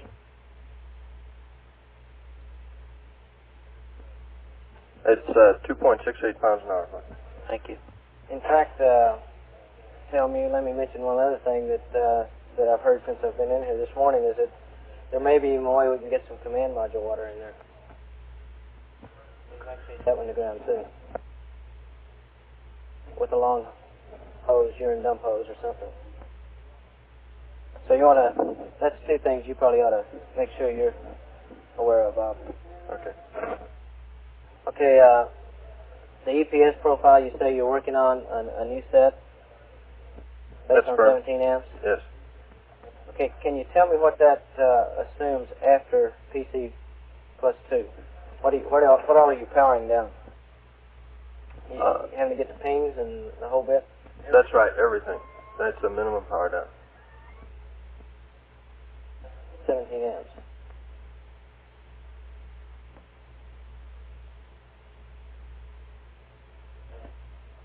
Okay,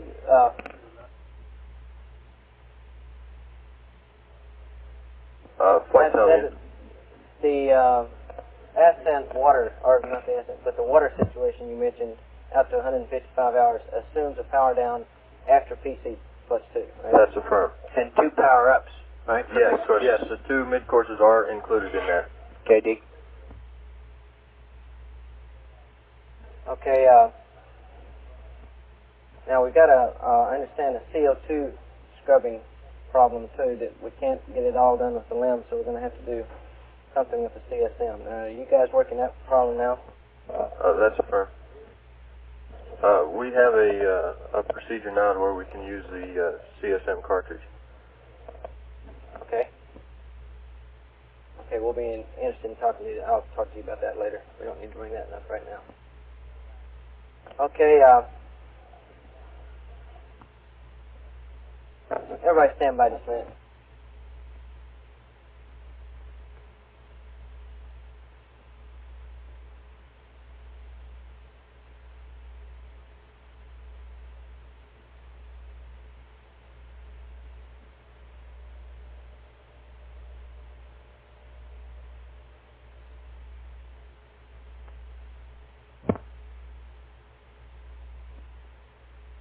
Okay.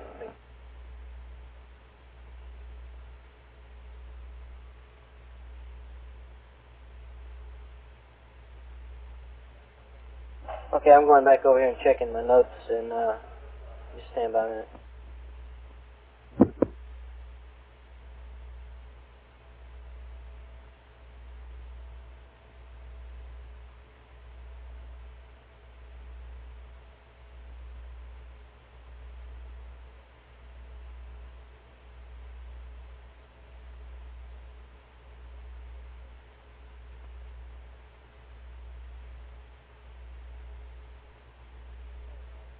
Control flight.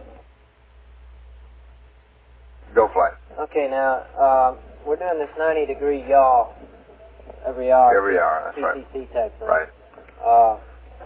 Is somebody else looking forward now to the point of doing that in a different method, something we can spin up before or something before we power everything down? That's a firm. We've already, what we're looking at after the burn is really still somewhat of a manual way of doing it, but I suppose it's a little better. Yeah,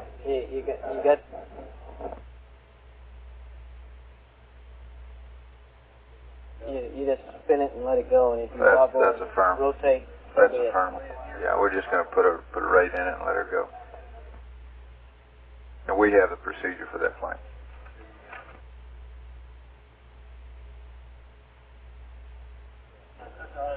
Okay, it sounds the major issues that I think we've covered. There's of course, a lot of other minor stuff. I think we ought to, I want everybody right now at least to lean toward this 142-hour return time. And I'd like to, in detail, tell you when you can, go over the consumable profile for that situation, both the EPS and the water. And we got some other little problems going on that I think we've got well in hand. This SNO2 thing, I understand, is a explainable problem that you saw pre-flight, in that you got a leaky valve that you're feeding back into the tank. That's right. Should be no problem, right? Right.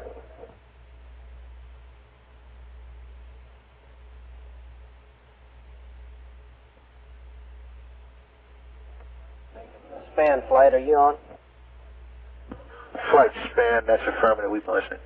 Okay, Larry, as soon as we get Chris and Sig in here, and Deke's already here, and I haven't seen Jim McDivitt yet, but I think it's not going to be too long before these people are all back in here, and I think I've pretty well got all the ifs and ands here, and I think I've got a way I think we ought to go, and I'm going to try to present that all to them so we can come to a decision. It's very important that if you've got any inputs from the 45 troops on either the total subject, specifically there's some things that we need out of you guys on the heat shield aspects of dumping the service module. Right. Also, anything else that any of the span people might have. That includes any of the contractors that you're working with. That's a firm, yeah. They're working it not only from the heat shield, but the total thermal picture with respect to the command module, RCS, water, and everything. Now, we estimate at 70 hours we should have this all resolved. Okay. I think prior to that, you probably should at least have draw some preliminary conclusions anyway, because we'll get together before that. Right. We can reserve a final decision till then, but we want to talk about it before then. Okay, well, some of the preliminary conclusions is that you can't do it because of the thermal problems. That's what I've heard. Okay. That's what I want to hear, though, and get the people available that can talk about it. Okay, and also the other thing we're working is this IMU heater business. Yes, that is whether we have to power the Raj. TIPAs. That's right, and we're going to I have understand the preliminary leaning there is that we may not have to, is that right? That's right. Okay, that's a procedure that I think we ought to really stay away from until after we get the PC plus whatever burn we do. Roger, we're trying to do that. Okay. Anybody else in the room here have anything we need to talk about right now? I'd like to discuss my plan. I mean, what I'm going to do here is first I'm going to get the one for PC plus 2, the reasonable return at 142 at 2 hours after. Then I'm going to work one up for 3 hours after, and have both of them standing by. Okay. Okay, that's what Glenn wanted to do, right? Okay. Flight fighter. Go ahead. The only thing I'd like to add here is that, along with our maneuver determination and the radar when we come out from doing this maneuver, we're going to try and schedule our mid-course at 24 hours out from the burn instead of 12. That'd be our first opportunity, which would allow us to stay powered down a little bit longer. What GT is that? It'd be about 104 hours. Yeah. 104 hours, and after the burn would be our first mid-course, assuming that we do this thing, you know, it comes out reasonable. Yeah, and that's all just depending on how good the burn is. Roger, and again, on that same point, if the burn comes out reasonable, why we can take those power amps as far as the tracking is concerned, take them down. We'll go ahead and track without them. Yeah, that's one thing that hadn't been said here. This whole comm situation ought to improve when the IU impacts. Half our trouble, more than that, has been that other frequency, right? And that occurs at 77 out of time. Dave, 67 hours you were taking a batch. Have you got a vector yet? No, I have a new estimate of 6830 for you. Why is that? Well, it had to do again with the S4B. They had some data that could perhaps have been on the S4B, and they wanted to delete it. I can get you a preliminary estimate, though, that'll hang pretty tight to what we were... I'd like to see that as quickly as you can get it. Fire and go. So, just to be sure you understand this S4B and LIM comm thing here, it's only going to help us during the handovers. We won't have to turn the transponder off for the handover. That's all it's going to... Yeah, I understood that. Evidently Glenn didn't, but I did. Okay,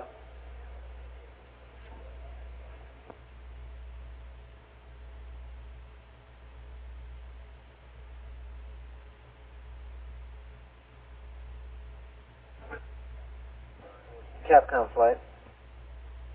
Disregard, Joe. Okay.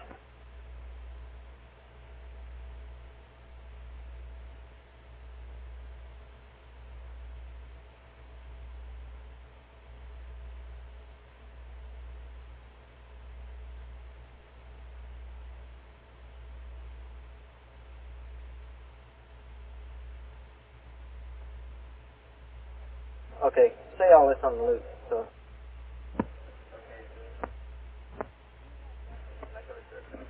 Very little. Let's see, we have the ranging turned off at this time, and based on Fido's comments, I assume he's going to be happy keeping the ranging off before PC plus 2. Yes.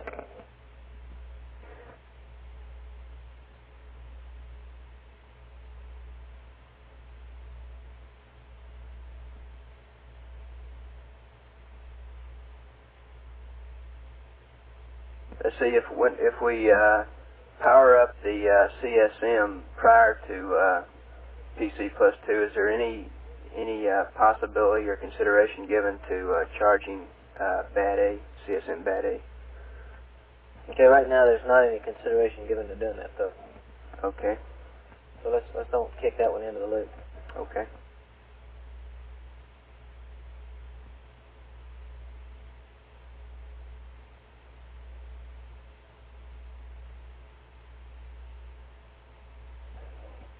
That's all I had here. Okay.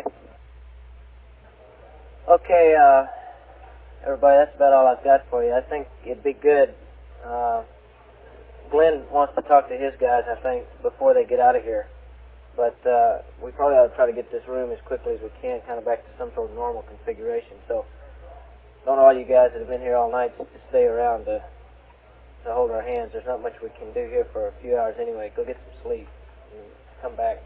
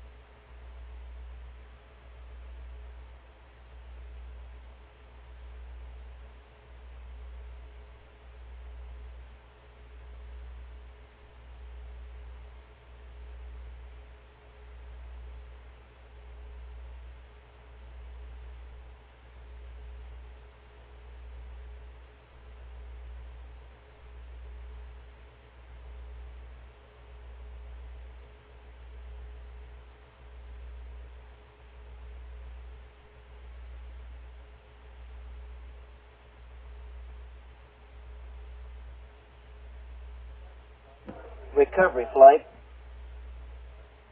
Go ahead, Fife. How about summarizing our recovery posture at 142? Is that full up? That's affirmative. We'll pull up channel 49.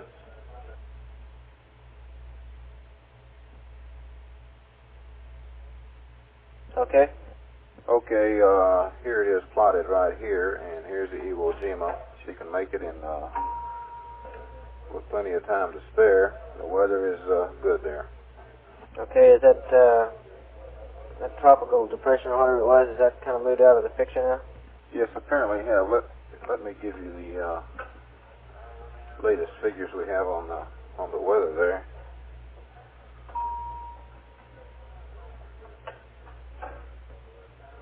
Uh, 2,000 scattered, 4-foot seas, 10 miles visibility, 15 knot winds.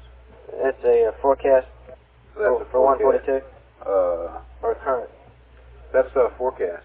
Okay. For landing at 1900 Zulu.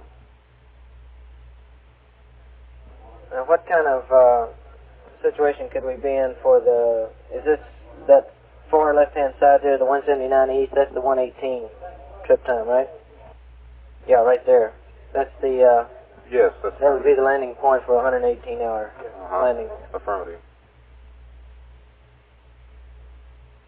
Weather is also good there. And you'll also have the carrier there too. Affirmative. Okay, thank you, Cover. As you can see, Flight, the carrier is kind of located in the middle of all he three. Can go either way. Oh, you're right.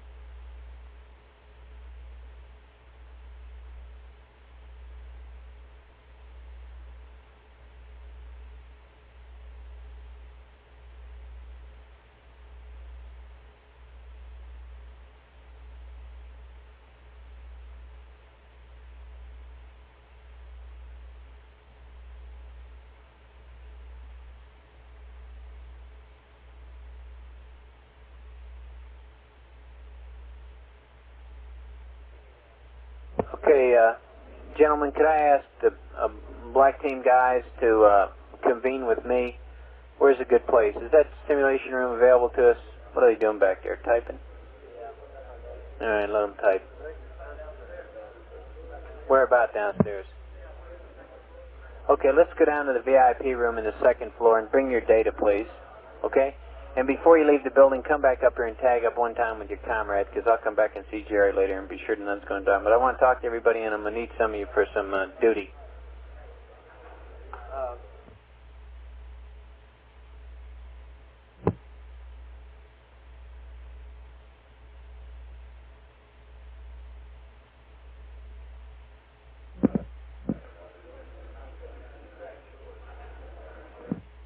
Flight Indigo. Go ahead. Yeah, Yeah, we could probably turn that power amp off now. Again, if we don't need the voice, I'm just going to go to voice loop here and go to down voice backup and save some power again. Okay, we should be able to talk to him now, right, on down voice backup? Yeah, it'll be a little bit noisy, but it's readable. Okay, how does he hear us in that configuration? Still the same, right? He hears us the same. Okay. Yeah, that's what we want to do is pull the power amp circuit breaker and go to the mode function switch to down voice backup.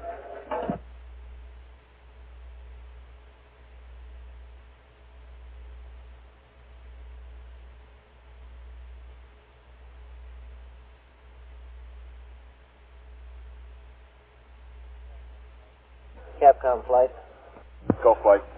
Okay, we can have him pull a power amp circuit breaker and take the mode function switch to down voice backup. It should make no difference from what he hears us. But we'll hear him a little bit noisier, but we'll save some power. Okay. As long as we're in this attitude. Okay, and I'll tell him when I tell him to do that that if we have com problem, he's to reverse that. Yes. That configuration. That's right. Okay. Right. And he's due for another 90 yaw in about 6 to 8 minutes, as I figured. Is that control flight? Go ahead, flight. When is the next 90 yaw scheduled? In approximately 27 minutes, flight. Oh. That'll be at 6802, roughly. Okay, let me ask you a question, Inco. Before we do that 90 yaw, do you think we should we get back to the configuration we're in now? Or can you predict what that signal strength is going to look like? We think it's going to be okay when he gets to the new 90 yaw attitude. Okay. From what we've seen on the other Omnis. okay? He may be calling about. I have down that he started the last yaw maneuver at 6634, and we told him to do it every hour. I'm sure it's not that critical, but. Control flight, you copying that?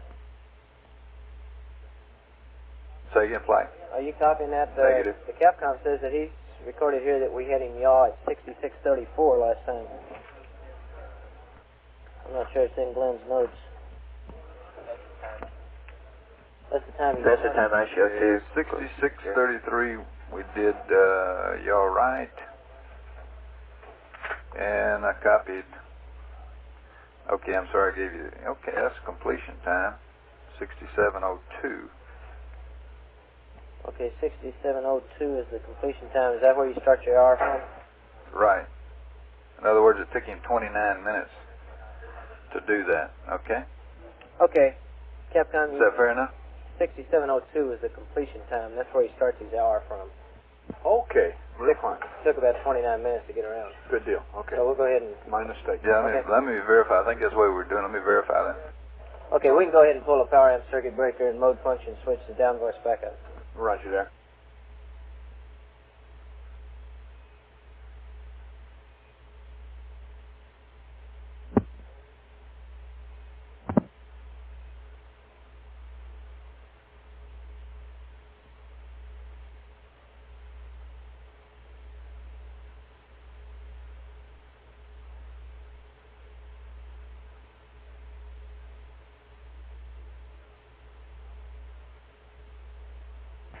All you have to do is reverse that configuration and it should be good again. Over.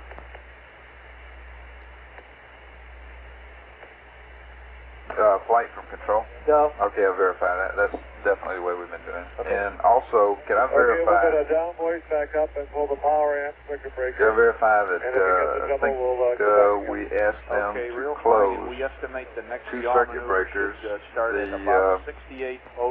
annunciator docking component circuit breaker under lighting on Okay, panels can you do 11 that and 16. Did we do that? I see sure can. That's going to be AFC in shaking his head. 29 minutes from now. We talked about it internally. I don't know whether we passed it up to him or not. Yeah, I don't. That's the point. I know we Okay, talked about it earlier, but stand I'm by sure. just a second. Fine. What did we ask him to do that for? That brought back his warning lights on his disky. Yep, flight right now, nobody can see anything out of the computer, so we had him power up just the panel that would allow him to, throw the circuit breaker that would allow him to see his disky warning lights on the disky panel. And it was very low.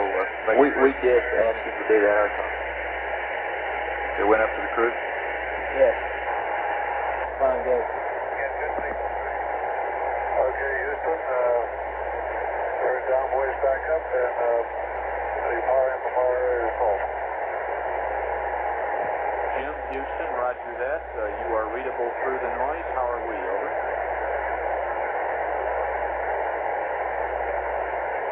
You are loud and clear. Very good.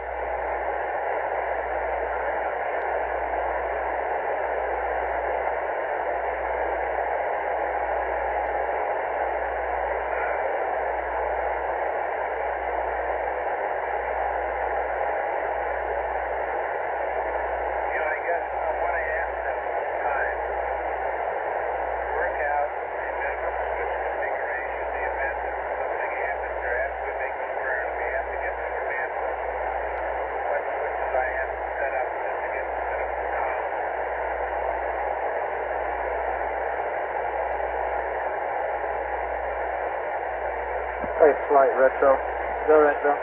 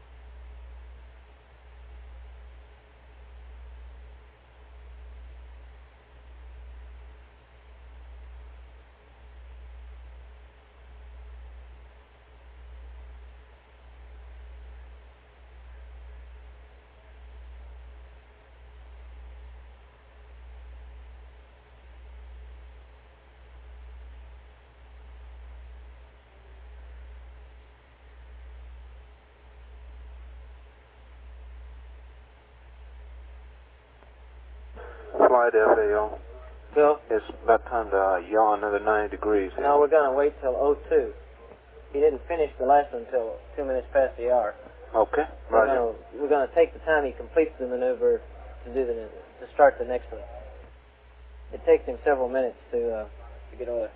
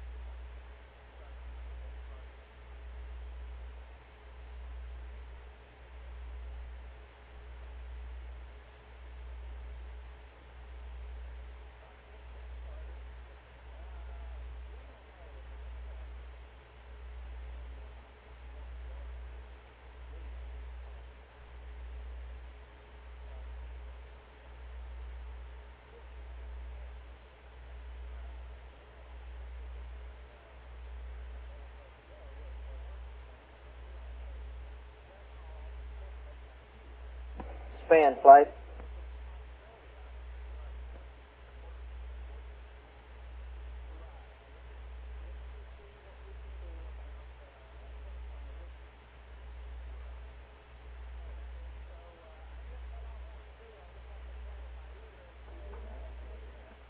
Span flight. Go ahead, flight.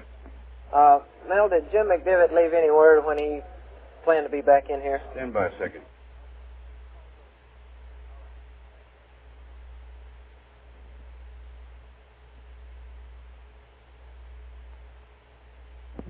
The story I'm getting back here, flight, is that he didn't leave word. He just said he was going home to get some sleep. Say you first again, Mel. I didn't hear it. The story I'm getting is that he did not leave a specific time when he'd be back. He just said he was going home to get some sleep. Okay, about what time did he leave? You know that? Let's see. It was after I came on work. I'd say it was around 6 in the morning. Okay, thank you. Right.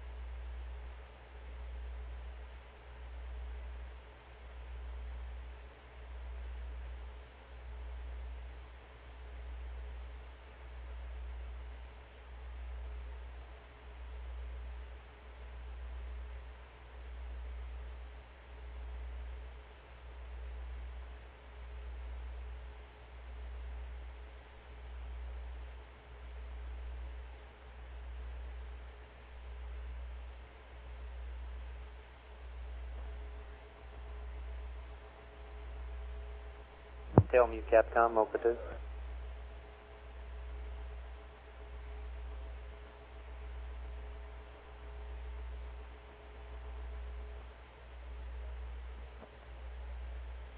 Tell me, Capcom, MOCR System 1.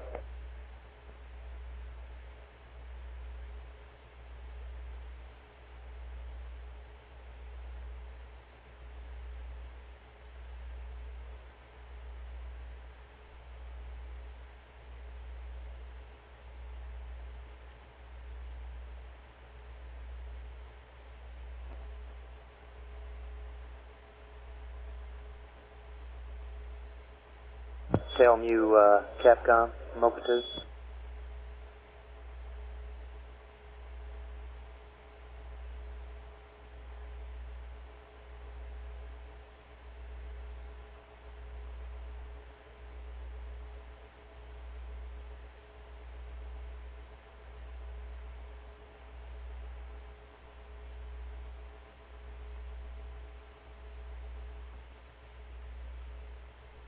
Tell me, Capcom, meet me, MOCR 2.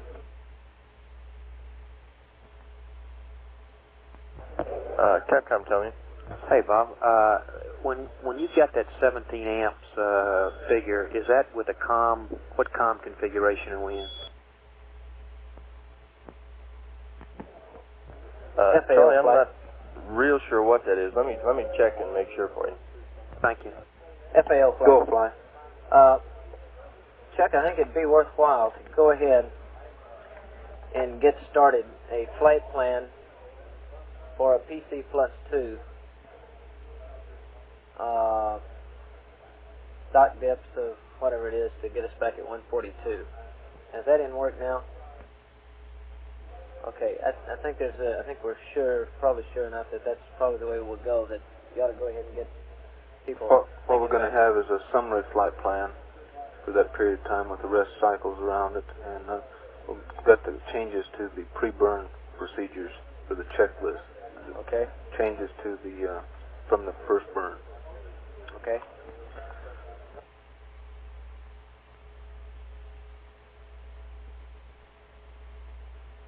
Tell mu span, meet me at conference.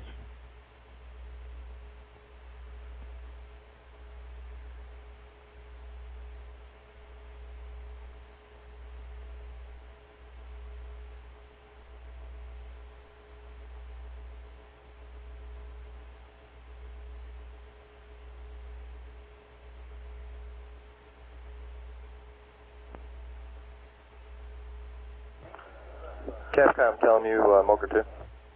Go ahead. Okay, on the we got an EPS run that powers them down to 14 amps, and in that run they have the S-band transceiver with no power amp and no steerable. Okay. They do have TM on that run. Okay. So, but what do we save if we just say power down all S-band comm, transceiver included, but we get a caution and warning back so they can look at their systems? Have you looked at that scheme? Is that better yet? Okay, that's better from a power standpoint because we'll save significant power.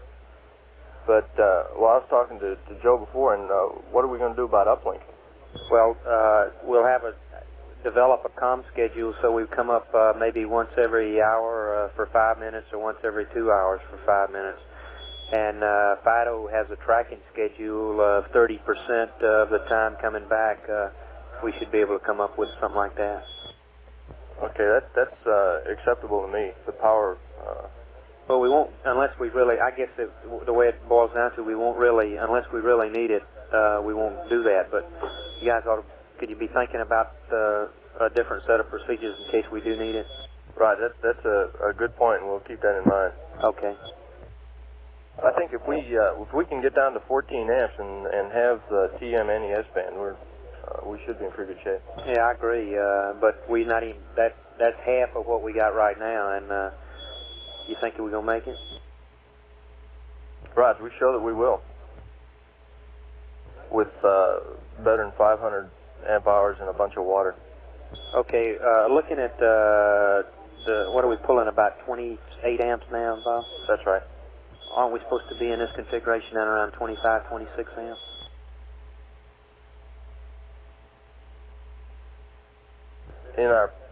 Aren't we supposed to be in our present configuration at about 26? Not that I'm aware of. Okay, fine. 2 hours ago in this configuration, everybody was shaking their head that we're pulling. Flight's calling you. Flight telling you to call. Hey, is anybody working on the post PC plus 2 power down configuration? That's affirmed. We do have a power down configuration. Okay, you already got that worked up so that we could get that up to the... Roger, I'm not sure that it's in a farm to be uplinked at this time, but we will convert it. Okay, that's something we ought to go ahead and get out of the way when we got a little time. Not necessarily to get it up to the crew, but make sure that we're all pulled together on it. Roger.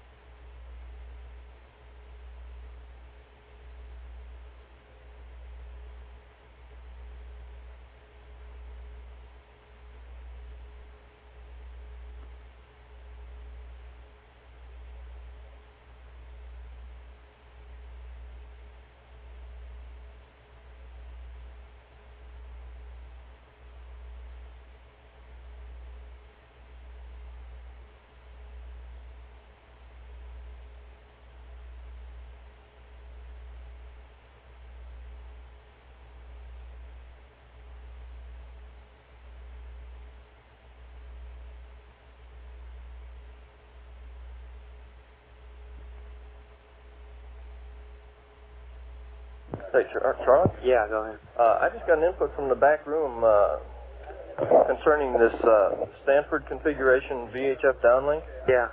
And they say that they cannot process telemetry. That's right. Okay, and it's just voice is all you're talking about, All right, I didn't understand that before, and what you were saying is that we just give them on-board caution and warning. Yeah, power up the seaweed is what I'm saying, and power down the S-band completely.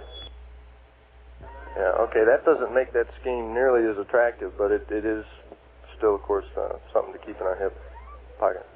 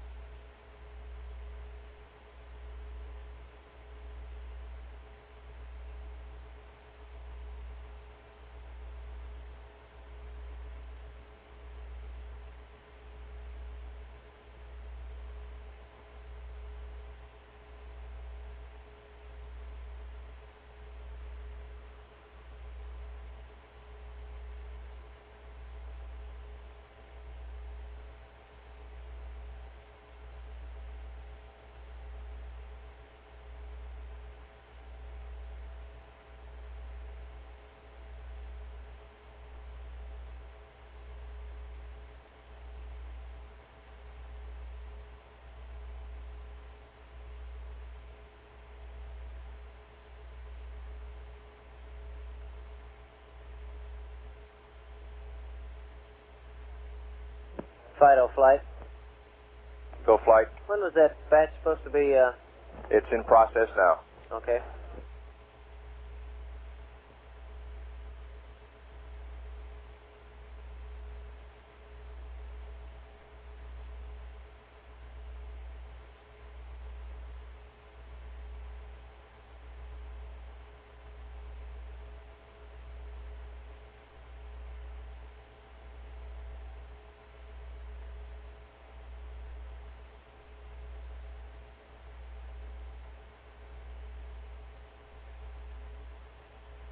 Okay, Capcom, we're coming up on the time to for the 90-degree yaw.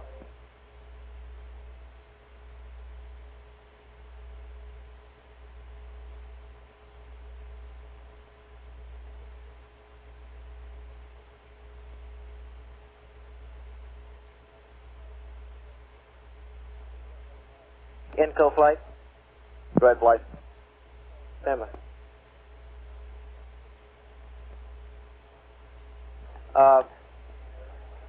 Should we be able to maintain the same configuration here after this next 90-degree yaw? Yes. Downforce back up, power amp off, same Omni? Same Omni. Okay.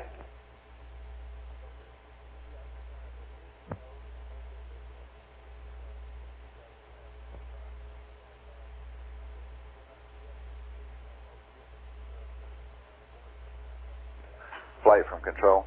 Go. We're about 4 minutes, less than 4 minutes away from another 90-degree yaw. Roger. And that's a yaw right.